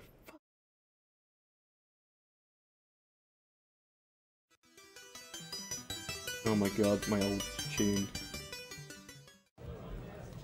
Guys, we're playing with Reality Shock. Zin and DC both got electrodes wired up to their arms and backs. And we're going to play some Half-Life 2 deathmatch. Every time we get hit, we get electrocuted. We get different amounts of damage. One of the guys that got me into this different electrocution levels. And just did a single player run through of like half a level. It is horrible. It is so uncomfortable, and you really do not want to get shot. It's amazing. So I'm so paranoid that they put mine up like higher or something. But anyway, let's play. Not alright. Stand behind you. Tim. It's him screaming. I heard that from Monkey's mic. Oh my god, that was absolutely amazing. Oh. Please tell me everyone's looking at Zin now. I've got a really weird murder boner now. Where are you, Monkey? Whoa, Make sure yours is working. You are not. No. Ow! What's that? Come here. That's DC. No, you made no, this. No. Oh. Oh yeah. Oh, I've got such a murder on. Ah! Motherfucker. That hurts. No, not a shotgun. This is just so good. The shock baton. It just hurts so much as well. You put the power up on it, so you'd want to hit each other with these shock batons. We're trying to get these working with Star Citizen as well, but we're getting them working with Bridge Crew and some other VR games. This was from 2 years ago. Yeah, it's insane, isn't it? It's really good. Just wanted to show these off. I'm thinking you could play a mid and grab. This is genuinely terrifying. No. Everything is freaking me out. I don't want to pick up any armor or health or anything because I want to die. And I have an involuntary response to It made me go a bit feral. It is him screaming. Sorry? Oh yeah, well, yeah. I'm just wondering. Oh, someone's got a crossbow. No. I can, That's self. No. So one of the other things is because you're getting shocked in your arms. Switches the shit out of my arms. No. Back, No, look away.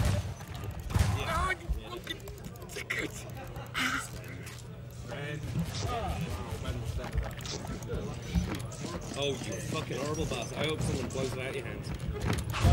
Oi. I'm not going to use it. For fuck's sake. We're now arguing. No! Yeah. The explosive barrels really hurt, but the vaporization-y gun thing, because the secondary fire vaporizes you, hurt like you were being burnt. So that's what Zin, we said don't use Zin. If I do that, then they'll do that. I don't want that. It will escalate very quickly. Yeah. You want me to come on General Spectrum? Oh no, what have I done? Oh, I muted it. You can hear it screaming. Oh my god, it's amazing. Yeah, come say hi. I'm not sure if this is going to be entertaining to anyone to watch because I'm just cowering in a corner. That's what I want to do. I want to hurt you guys. Oh yeah. That didn't hurt. What? That didn't hurt? No.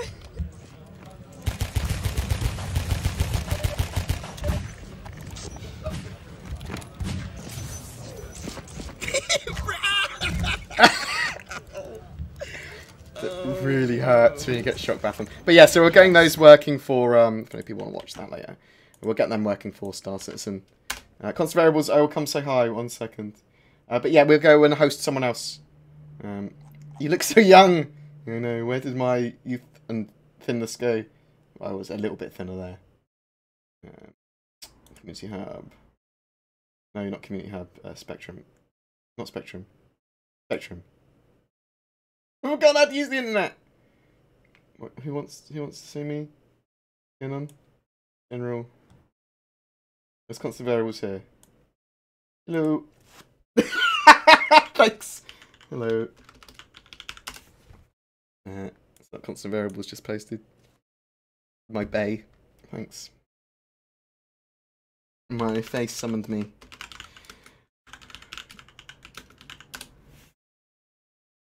Right.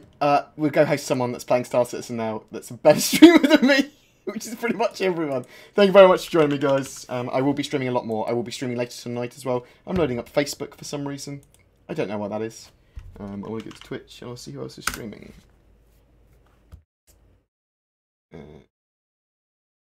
This isn't. No, not me.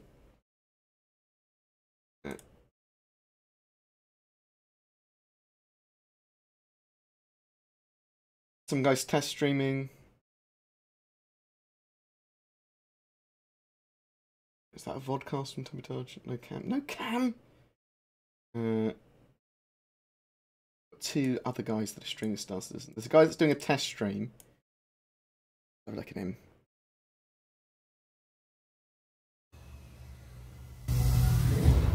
Wenn man sich auch so die kleinen Details so anschaut. No, wrong language.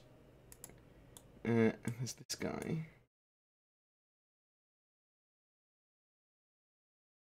Okay. We've got the perfect amount as well. I'm gonna bring in my annoy fucking... the piss out of everyone. Fuck you, mate. Oh no, they've got the correct language that I like for game. You know what I'll do? I'll spectate it for the stream. Right. And then you guys can have a I love you guys. Thank you very much for joining me. Yeah. So I'll see you next time. To the group. Or is that gonna fuck up the numbers? This is gonna, nah, just join the spectator. Should be this is fine. the stream we're going to be watching. How you going, BoredGamer? Take care. I'll be streaming some more later, playing some Destiny 2 or some Division or Star Citizen or something. I love you guys. Talk to you soon. Got any questions? You can email me at rich@boredgamer.co.uk and I will. So see you exit then. the menu. Love you guys. Yeah, exit the menu and you'll get an invite. Who's missing? Viking.